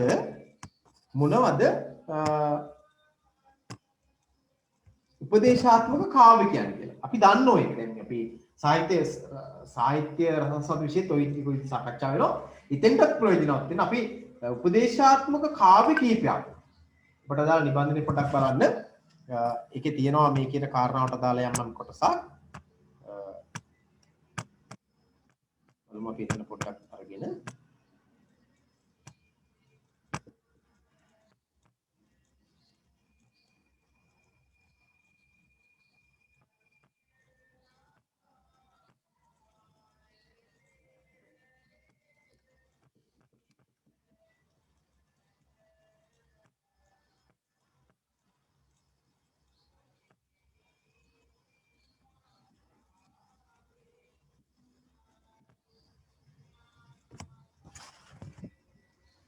නිබන්ධනේ පොඩ බලාගන්නකො නිබන්ධනේ තියෙන පොත් ජන අතර කියලා ඡේදයක් තියෙනවා. ඡේදෙ පොඩ බලාගත්තා උඩ තේරෙනවා මේ ජන කාව්‍ය කියන කාරණා. ඒ කොටස පුටාගෙන තියෙන ඕගොල්ලෝගේ පෙළපොතේ. පෙළපොතෙන් පුටාගත්ත කොටසක් තමයි තියෙන්නේ. ඊට අදාළ තවදුරටත් පොඩි විවරණයක්. ඔබ සාකච්ඡා කරලා විතරක් ඉවර කරගන්න බෑ අපිට. සාකච්ඡාව තුළ කතා කරන දේවල් පිළිබඳ යම්කිසි අදහසක් ඔබට මේ එකතු කරලා තියෙනවා. සාකච්ඡා කරලා ලබන කාරණා පිළිබඳව අම්පිට අදහසක් එකතු කරලා තිනවා. එතකොට මේකෙදි අපි මේ ගොඩාක් මෙතන සටහන් ලියන්නේ අපි. නමුත් ඔයගොල්ලෝ කෙටියෙන් ලියාගත්ත කමන්නේ මම සාකච්ඡා කරන අතරතුර විශේෂයෙන්ම මොනවද උපදේශ කාව්‍ය මොනවද උපදේශ කාව්‍ය අපි දන්න උපදේශ කාව්‍ය කීපයක් කියනකො අපි දන්න උපදේශ කාව්‍ය කීපයක් කියන ඔයගොල්ලෝ අපි දන්න උපදේශ කාව්‍ය කීපයක් කියන උපදේශ කාව්‍ය උපදේශන ජන කව්‍ය උපදේශ කාව්‍ය කීපයක් ඔයගොල්ලෝ දන්නෝ සිංහල භාෂාවෙන් දෙන ප්‍රධාන වශයෙන් මූල සාහිත්‍ය විශ්ය ඉගෙන ගන්න ලෝයඩ සංගරාව උපදේශන කාව්‍යයක් ලෝයඩ සංගරාව ඊළඟට ලෝකෝපකාරය නේද සුභාෂිතේ මේ උපදේශන කාව්‍ය සටහන් කරගන්න ඔය විතර පහල තියෙන ඉඩ දැනි උපදේශන කාව්‍ය කියලා ඉස්සරහින් ලියා ගන්න ලෝයඩ සංගරාව ලෝකෝපකාරය සුභාෂිතේ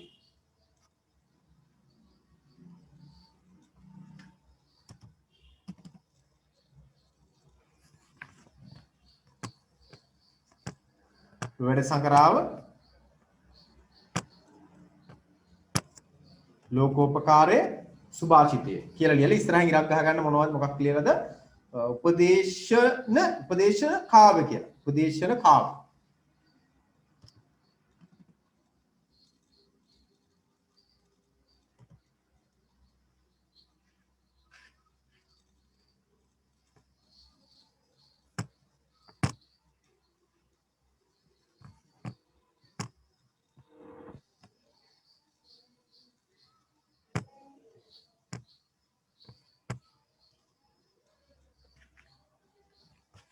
දැන් හැම කෙනෙකුටම පුළුවන් වෙන උපදේශන සිංහල උපදේශන කාව්‍ය කීපයක් කියන්න.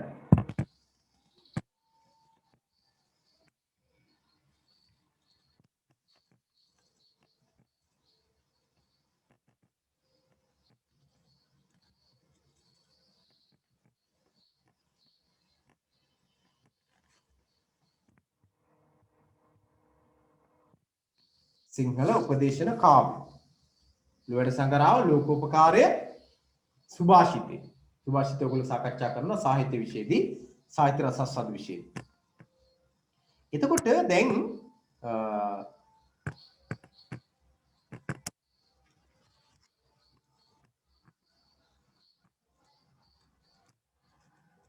සිංහල වල විතරක් නෙවෙයි සිංහලෙන් විතරක් නෙවෙයි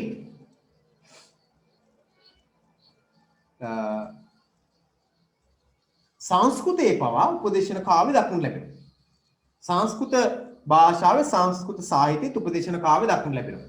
දැන් උදාහරණයක් විතර ගත්තොත් එහෙම පංචතන්ත්‍රයේ සංස්කෘත උපදේශන කාව්‍යයක් සටහන් කරගන්නොත් දෙවෙනි පීලිය පළවෙනි පීලිය ඔයගොල්ලෝ යාගන්න ලෝයඩ සංගරාව ලෝකෝපකාරී සුභාෂිතය කියලා සිංහල නැත්නම් අපි කියන උපදේශන කාව්‍ය ග්‍රන්ථ ඒවා සංස්කෘතයේ උපදේශන කාව්‍ය ග්‍රන්ථ කීපයක් තමයි අපි දැන් සටහන් කරගන්න හදන්නේ. මොනවද?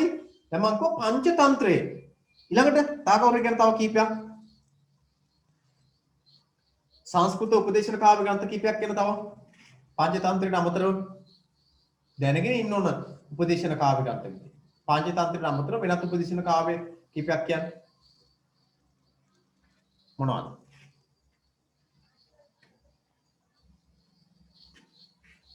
පංචතන්ත්‍රය. හිතෝපදේශ සංස්කෘතික සාහිත්‍ය ග්‍රන්ථයක්. උපදේශන ග්‍රන්ථයක්. හිතෝපදේශය.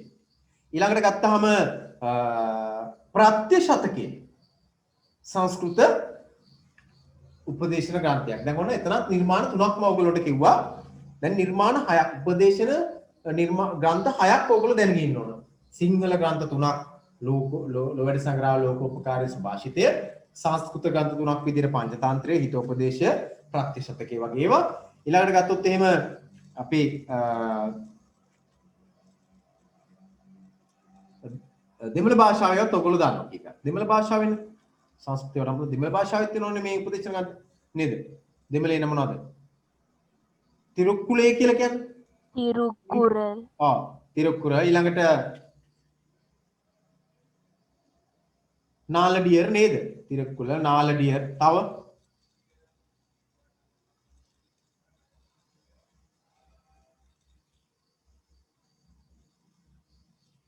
මුදුරේ ඒ වගේ නිර්මාණ දෙමළ භාෂාවේ එනවා.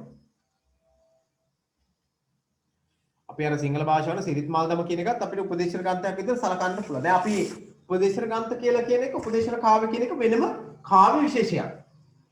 ඒක ඔයගොල්ලෝ හඳුනා ගන්න. උපදේශන කාව්‍ය කියලා කියන්නේ වෙනම විශේෂයක්. අපි මේ කතා කරන්නේ උපදේශන කාව්‍ය නෙවෙයි. දැන් ඔයගොල්ලෝ සටහන් කරගත්ත උපදේශන කාව්‍ය ටිකක්. නේද? දෙමළ භාෂාවක තිරුකුරල් ඊළඟට ගත්තාම නාලඩියර් ඊළඟට ගත්තාම මුදුරේ ඊළඟට වුණ නල්වලි කියලා කියන්නේ උපදේශන කාව්‍ය ග්‍රන්ථයක් දෙමළ භාෂාවේ. දැන් සිංහල භාෂාවල වැඩ සංග්‍රහව ලෝකෝපකාරය එතනින් එහාට ගියාම සුභාෂිතය සිරිත් මල්දම් වගේ නිර්මාණ අපිට පේනවා මේ උපදේශන කාව්‍ය ගණනට ගන්න පුළුවන්. හැබැයි අපි මේ කතා කරන්නේ ඒ උපදේශන කාව්‍ය ග්‍රන්ථ ගැන නෙමෙයි. මේ පාඩම තුල සාකච්ඡා කරන්නේ උපදේශාත්මක ජන කවිය ගැන. උපදේශාත්මක ජන කවිය ගැන මේ කතා කරන්නේ. එතකොට ඒක අර කාව්‍ය ග්‍රන්ථ වලින් වෙනස් වෙන එකක්. අපි ගත්තොත් එහෙම ඔයගොල්ලෝ දන්න ලෝවැඩ සංග්‍රහයේ පොදු ජනප්‍රිය නිර්මාණයක් තියෙනවා කවියක් තියෙනවා නේද?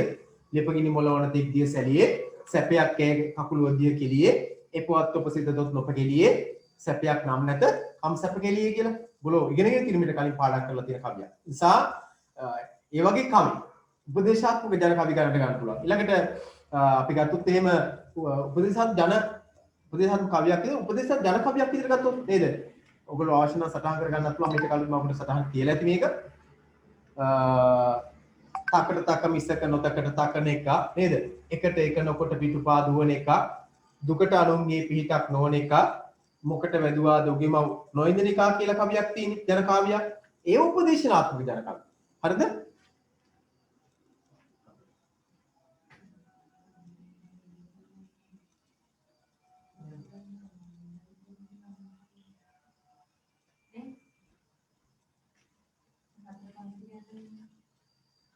එතකොට මේ ආපුවණගේ කවිය ගැන එක හරියන්නේ මේ ප්‍රහසනාත්මකයි වගේම අපි කියන අනුත්ප්‍රාස රසයෙන් අනුන කවියක්.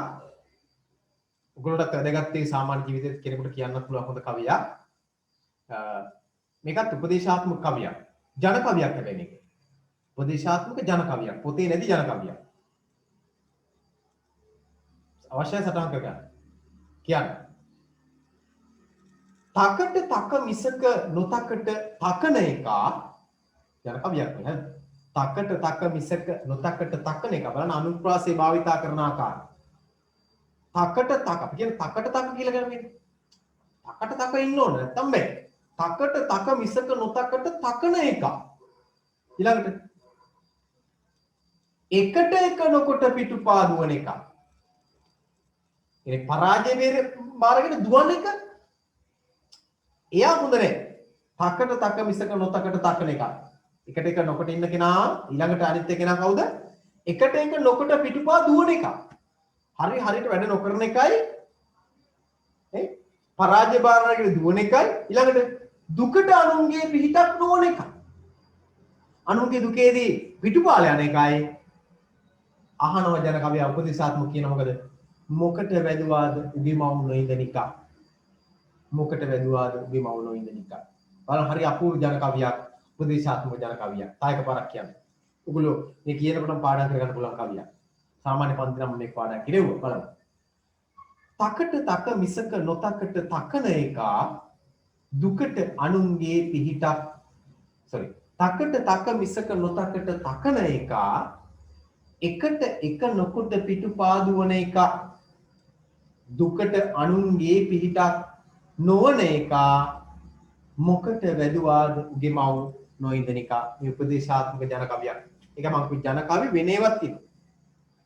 උපදේශාත්මක ජන කවියක්. මේක හරි ප්‍රහසනාත්මකයි. ඒ වගේම ඉතාම වටින කවියක්. ඔයගොල්ලෝ සාමාන්‍ය ජීවිතයත් එකතු කරගන්න.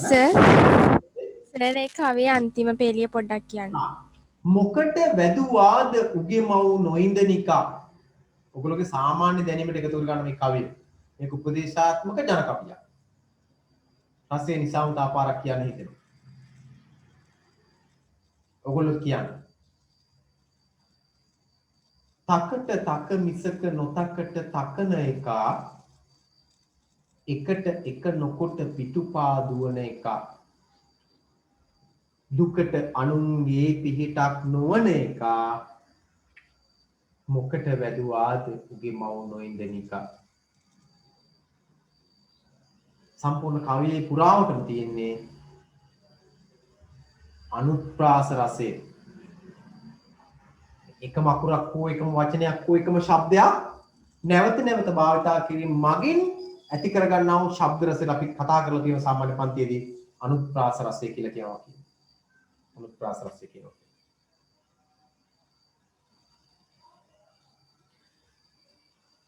ඒ කවිය ඔයගොල්ලෝ සටහන් කරලා තියාගත්තා කවන්න ඔයගොල්ලෝගේ සාමාන්‍ය දිවියට තාම වටින කවියක්. ජන කවියක්, උපදේශාත්මක ජන කවියක්.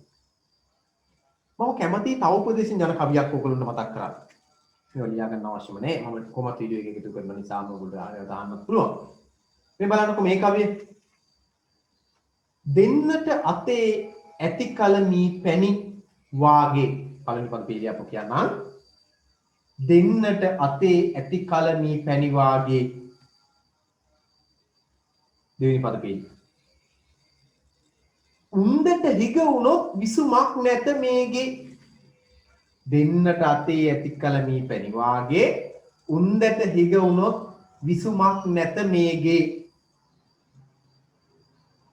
තුන්වෙනි පද පිළිය. ගෙන්ගෙට ඇවිද විසුවත් කාගෙන දීගේ. දැන් වර්තමානට මේක ඉච්චර ගැලපෙන්නේ මේක අතීතයට සම්බන්ධ ගොඩක් කවියක්. අවසාන පද පිළිය. ඉන්නට එපා නිවසක නැන්දම්මානි. වර්තමානට ඉච්චර දාලා නැහැ. නමුත් අතීතේ පොඩක් වැඩි නැඹුරුතාවයක් ගන්න. මොකද නැන්දම්මා ලේනි නැන්දම්මා නෑ. මේක නැන්දම්මා කියන කාරණාව ඉතින් පොඩි දුරස්ත භාවයක් පෙන්වු කරන අතීතේදී නමුත් වර්තමානයේ මේ ආකාරයේ දෙන්නේ නැහැ. තාක බරක කවිය මම කියන්නම්. ඒකත් උපදේශයක් දෙන යන කවියක්. උපදේශයක් දෙනවා මෙන්න කාටද දෙන්නේ? විවාහ ප්‍රාප්ත වෙලා ඉන්න, විවාහ වෙලා ඉන්න සම්පූර්ණ නැත්නම් විඳින වෙන්න පුළුවන්. ඒ දෙන්නෙන් කාට හරි තන්නේ කියන්නේ කොහොමද කියන්නේ? දෙන්න රතේ ඇති කල මී පැණි වාගේ උන්දට හිග වුණොත් විසුමක් නැත මේගේ. ගෙන්ගෙට ඇවිද විසුවත් කාගෙන දීගේ. ඉන්නට එපා නිවසක නැන්දම්මාගේ. හැමනම් ධම්ම ගැනම මේ කියන්නේ. ඊටාම කලාතුරකින් දක්න ලැබෙන අතීත නම් එකක් වැඩිපුර තිබ්බා. නමුත් වර්තමානයේ මේ ඊටාම අඩු ප්‍රවණතාවයක් තියෙන. මේක තාම කලාතුරකින් යෙදෙන අවස්ථාවක්. නමුත් උපදේශයක් දෙනවා. ඒ කියන්නේ එහෙම නොවෙන්න ඕනේ. නමුත් උත්සාහය ඇති කරගන්න මෙන්න මේ සඳහා. ඒ උපදේශයක් ලබා දෙනවා. ඉස්සත් ජන කවියක්. දැන් ජන කවි දෙකක්ම ඔයගොල්ලෝ උපදේශාත්මක ජන කවි පොතේ තියෙන ජන කවියට අමතරව ඉගෙනත් ඔබගේ අවධානය යොමු කරන්න උපදේශයක් ලබා දෙන ජන කවි නිසාම.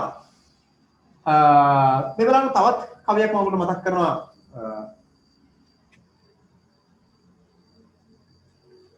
තාපාරක් කියනෝ මේ කවිය. බලමු. නේද? කාට හරි මොනවාක් තියෙනවා කියන මේ කවිය දැනගෙන ඉන්න නේද? බලන්න. කාටත් ප්‍රයෝජනවත් වෙන්නත් පුළුවන්. වෙන්නත් පුළුවන්. බලන්න. දෙන්නට අතේ ඇති කල මී පැණි වාගේ. දෙන්නට අතේ ඇති කල මී පැණි වාගේ උන්දට හිග වුණොත් විසුමක් නැත මේගේ. උන්දට හිග වුණොත් විසුමක් නැත මේගේ. ගෙන්ගෙට ඇවිද විසුවත් කාගෙන දීගේ. ඉතින් ගෙදරට ගියත් කමන්න. අවසානවත් වෙලිය. ඉන්නට එපා නිවසක නැන්දම්මාගේ.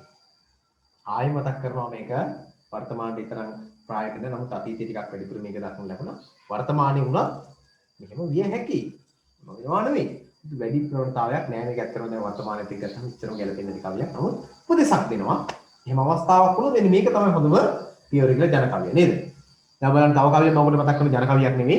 විවහාරක කවියක්. බලන්න පින්මද පුතුන් සියක් ලදුවත් නිසරු ගුණනන බෙලෙන් යුතු පුතුම ඊතාගරු එක පුන් සඳින් දුරුවේ ලෝක නඳුරු නේද කියලා ඔය දන්න ඒකත් අර උපදේශයක් දෙන කවියක්. මේ කවියත් පොඩ්ඩක් බලනකොට මේකෙන් මම නවත්තනවා මේ කොටස පිළිබඳව අවධානය. බැරි දේ පුළුවන්ද දත් මිටි කෑවාට ආගන්නොත් බැරි දේ පුළුවන්ද දත් මිටි කෑවාට ඒ පිළිතරට මතකද බැරි දේ දැන් මේ යෙදුම් සාහිත්‍ය යෙදුම් සමහර ජන සාහිත්‍යයේ යෙදුම් විදිහට මේක සලකන්න පුළුවන් නේද? බැරි දේ පුළුවන්ට දත් මිටි කෑවට උපදෙසක් දෙනවා. බැරි දේ පුළුවන් දත් මිටි කෑවට යාට ඊළඟට තව උදාහරණයකට ගත්තොත් එimhe මී පැණි උනත් සකේනි මත් වෙනවාලු. දැනුණත් මත් වෙන කොච්චර පැන්නසොත් ඒක මත් වෙන්න පුළුවන්. වැඩි වුණත් ඒකේ අයහපත් ප්‍රතිඵල තියෙන උපදෙසක් දෙන්නේ. ඊළඟට බලන්න අර තව කියමන් තින්නේ ජනකාවි කියමන් කනකෝකාවේ සුද පේ නිගිලෙන විටලු. ජන සාහිත්‍යයේ දුන්නේ උපදෙසක් දෙන්නේ. ඔය මතක තියාගන්න. කනකෝකාවේ සුද පේන්නේ ඉගිලෙනකොට. ඊළඟට ගත්තොත් එහෙම තව උපදේශාත්මක දේවල් තමයි අර අතහැරන දීගේ හිවණලත් ඇදලු ඒ වගේම වගේ එදුම් අපිට දක්වන්න ලැබෙනවා සාහිත්‍යයේ දුම් විදිහට. හරිද? හරිද? මේ අපි සාකච්ඡා කරන අවසාන වශයෙන් අවසාන මාතෘක උපදේශ කාව්‍ය හා උපදේශාත්මක ජන කාව්‍ය කියන්නේ. ඊළඟට අපි මේ කොටසේ ගොඩ අභ්‍යාසයක් තියෙන කරන්න එක ගෙදරදී පුළුවන් නම් කරන්න. මම එක උදාහරණයක් බැගින් දෙන්නම් එකට දාලා බලන්න ඊළඟ පිටේ තියෙන ඊළඟ කොටසේ තමයි ජන කාව්‍ය වර්ගීකරණ කියලා එකක් තියෙනවා. මේකත් පුතේ ඔයගොල්ලෝගේ අච්චු පොතේ තියෙන කොටසක් නේ. ඔයගොල්ලෝගේ අච්චු පොතේ තියෙනවා මේ කොටස. ඒකට දාලා උදාහරණ ටිකක් මම පෙළගස්සලා තියෙනවා. බලන්න ඉපැරි ජන ක්‍රීඩාසිත ජන කවි කියලා. මම ඊළඟ දවසේ මේක ටික දෙන්නම්. ඔය දැන්ට එකක් ඉපැරි ජන ක්‍රීඩාසිත ජන කවි වර්ග තියෙනවා. ඊළඟට ගත්තාම විවිධ වෘත්තීන් හා රැකියාස්තික කොටනකින් ජන කවි. එහෙම තියෙනවා. කුෂිකර්මාන්තයාසිත ජන කවි තියෙනවා. නේද? ඇදහිලි හා දේව පූජාස්තික ජන කවි තියෙනවා. මම මේ හැම එකටම එක බැගින් දෙන්න. ඔයගොල්ලෝ පුළුවන් නම් තව හොයලා ලියන්න. නැතුනොත් මම ඊළඟ දවසේ ඉතුරු ටිකක් දෙන්න තව කීපයක් ලියාගන්න. උදාහරණයක් විතර බලන පළවෙනි එක ලියාගෙන ඉපැරි ජන ක්‍රීඩාසිත ජන කවි විතර ගන්න පුළුවන්. මේවර ක්‍රීඩාවේ එන කවි. මේවර ක්‍රීඩාවේ කවි. ඊළඟට ඔන්චිලි වාරම් කවි නේද? පොල්පොල් ගැසීමේ කවි. ඔක්කොම ලියන්න එකක් ලියාගන්න දැන් මම නිකන් මතක් කිරීමක් කරන්නේ. ඊළඟට අං ඇදීමේ ක්‍රීඩාවේ කවි නේ. ලී කෙලි කවි නේද? ඕලින්ද කිලි කවි. ඊළඟට කලගිරි නැටුම් කවි. මේව මොන කවිද? මේවා අයිති වෙන්නේ ඉපැරි ජන ක්‍රීඩාසිත කවි වලට. ඉපැරි ජන ක්‍රීඩාසිත කවි වලට තමයි මේවා අයිති වෙන්නේ. මම හිතුවා ඔයගොල්ලෝ කීපයක් ලියන්න ඇති කියලා. මේවර ක්‍රීඩාවේ කවි, ඊළඟට ඔන්චිලි වාරම් කවි, පොරපොල් ක්‍රීඩාවේ එන කවි, ඊළඟට ගත්තාම අං ඇදීමේ ක්‍රීඩාවේ එන කවි, ලී කෙලි කවි, ඕලින්ද කවි, කලගිරි කවි, කලගිරි නැටුම් ආසිත කවි. ඒ ඔක්කොම අයිති වෙන්නේ මොන ජන කාව්‍ය වලටද? ඉපැරි ජන ක්‍රීඩාසිත ජන කාව්‍ය වලට. ඊළඟට ගත්තාම විවිධ වෘත්තීන් හා රැකියාස්තික කොටනකින් ජන කවිත් තියෙනවා. විවිධ වෘත්තීන් හා රැකියාස්තික කොටනකින් ජන කවිත් තියෙනවා. ඔයගොල්ලෝ දාන්න මම එකක් දෙන්නම් දැන් ලියාගන්න පතල් කවි. තා කීපයක් ඔයගොල්ලෝ ලියන්න. පතල් කවි නේද? මම කීපයක් කියන්නම්. දැන් ටිකක් කියලා තියෙනවා. පතල් කවි, කරත්ත කවි, ඊළඟට ගත්තාම තවලම් කවි නේද? ගැල් කවි, ඔරු කවි, පාරු කවි, කපු ගෙටීමේ කවි නේද? පන් කවි, දීවර කවි. මේ ඔක්කොම වෙන්නේ ඉපැරණි විවිධ වෘත්තීන් හා රැකියා ආශ්‍රයෙන් ගොඩ නැගලා තියෙන කවි නැවත මතක් කරනවා. පතල් කවි, පාරු කවි, කරත්ත කවි, තවලම් කවි, ගැල් කවි, ඊළඟට කපු ගෙටීමේ කවි, පන් කවි, ඊළඟට දීවර කවි. මේ ඔක්කොම අයිති වෙන්නේ වෘත්තීන් හා රැකියාසිත ජන කාව්‍ය කියන කොටසට. කර්මාන්තාසිත ජන කාව්‍ය විතර ගත්තොත් එකක් ලියා ගන්න. ඔයගොල්ලෝ ඊට ටික පස්සේ ලියන්න. කර්මාන්ත කුෂිකර්මාන්තයාසිත කවි ගත්තොත් එimhe ගොයම් කවි. කුෂිකර්මාන්තයාසිතේ ගොයම් කවි. ඒ වගේම තව කීපයක් යන නිලුම් කවි, පැල් කවි, නේ හේන් කවි, කුරක්කන් කවි, කමත් කවි. මේ කුෂිකර්මාන්තයාසිත කවි. නැවත කියනවා ගොයම් කවි, නිලුම් කවි, පතල් කවි, ඊළඟට පැල් කවි, හේන් කවි, කුරක්කන් කවි, ඊළඟට ගත්තාම කමත් කවි. මේවා අයිති වෙන්නේ ඉපැරණි කුෂිකර්මාන්තයාසිත කවි කියන කොට ජන කවි කියන කොටසට. ඊළඟට අපි ගත්තොත් ඇදහිලි හා දේව පූජාසිත කවි විතර ගත්තොත් එහෙම නේද? බලි කවි. එක මේකට බලි කවි. බලි කවි කියලා අපි ගන්න. බලි වලදී බලි අඳිනවා කියලා බලි භාවිතා කරනවා මේ තොවිල් වල නේද? බලි කවි. ඊළඟට තොවිල් කවි අයිති වෙන්නේ ඉපැරණි අර ඇදහිලි හා දේව පූජාසිත ජන කවි වලට. තොවිල් කවි, බලි කවි, තොවිල් කවි. පහන් කවි කියලාත් එකක් තියෙනවා. පහන් කවි නෙමෙයි සහන් කවි. සහන් කවි යහන් කවි. ඊළඟට යාදිනි කවි. මොනම දැන් ඇදහිලි හා දේව පූජාසිත ජන කවි වර්ග කීපයකුත් කිව්වා. ආපහු මතක් කරනවා බලි කවි, තොවිල් කවි, ඊළඟට යහන් කවි, යාදිනි කවි. යාදිනවා කියලා කියන්නේ ඒවා ඇදහිලි හා දේව පූජාසිත ජන කවි අයිති වෙන කොටසට අයිති වෙනවා. පුජ්‍යලෙන් හා සිද්ධි පදනම් කොටකට කොට නැගින කවිත් තියෙනවා. පුජ්‍යලෙන් හා සිද්ධි නේද? පත්තිනි හැල්ල. පත්තිනි හැල්ල කියලා කියන්නේ පත්තිනි දෙවියන් ආස්තව ගොඩනැගිලා තියෙන කවි නේද? සොකරිනාඩ ගමේන කවි. සොකරිනාඩ ගමේන කවි. ඒත් මේකට අයිති වෙන්නේ සොකරිනාඩ ගමේන කවි. ඊළඟට ගත්තාම විස්සන්තර කතා වෙන කවි. විස්සන්තර කාව්‍ය වෙන කවි. යසෝදරාවතී කවි. යසෝදරාවතී වෙන කවි ජන කවි. මොන ජන කවිද? පුද්ගලයන් හා සිද්ධි. පුද්ගලයන් ආස්තව ගොඩනැගිලා තියෙන ජන කවි. මනමේ කතා වෙන ජන කවි. මනමේ කාව්‍ය සඳකිතුරු කතා වෙන්නේ. සඳකිතුරු කාව්‍යයක ඊළඟ රුවන්වැලි සෑ කතා වෙන කාව්‍ය ඒව ජන කාව්‍ය. ඒව ජන කාව්‍ය.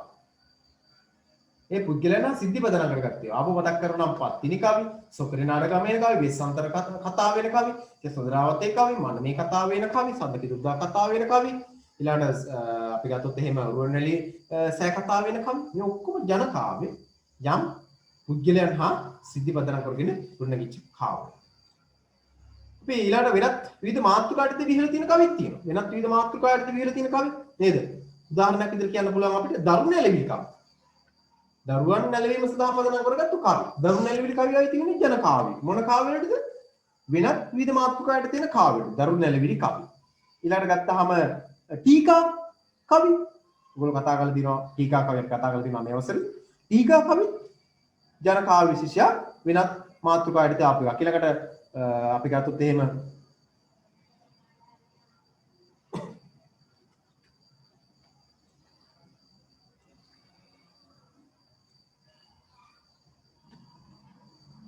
තව එක මාතෘකාවක් තියෙන එකට කතා කරලා අවසන් කරමු. අවසානයේක විවිධ මාතෘකාවන්ට වර්ග කරන්න පුළුවන් කවි.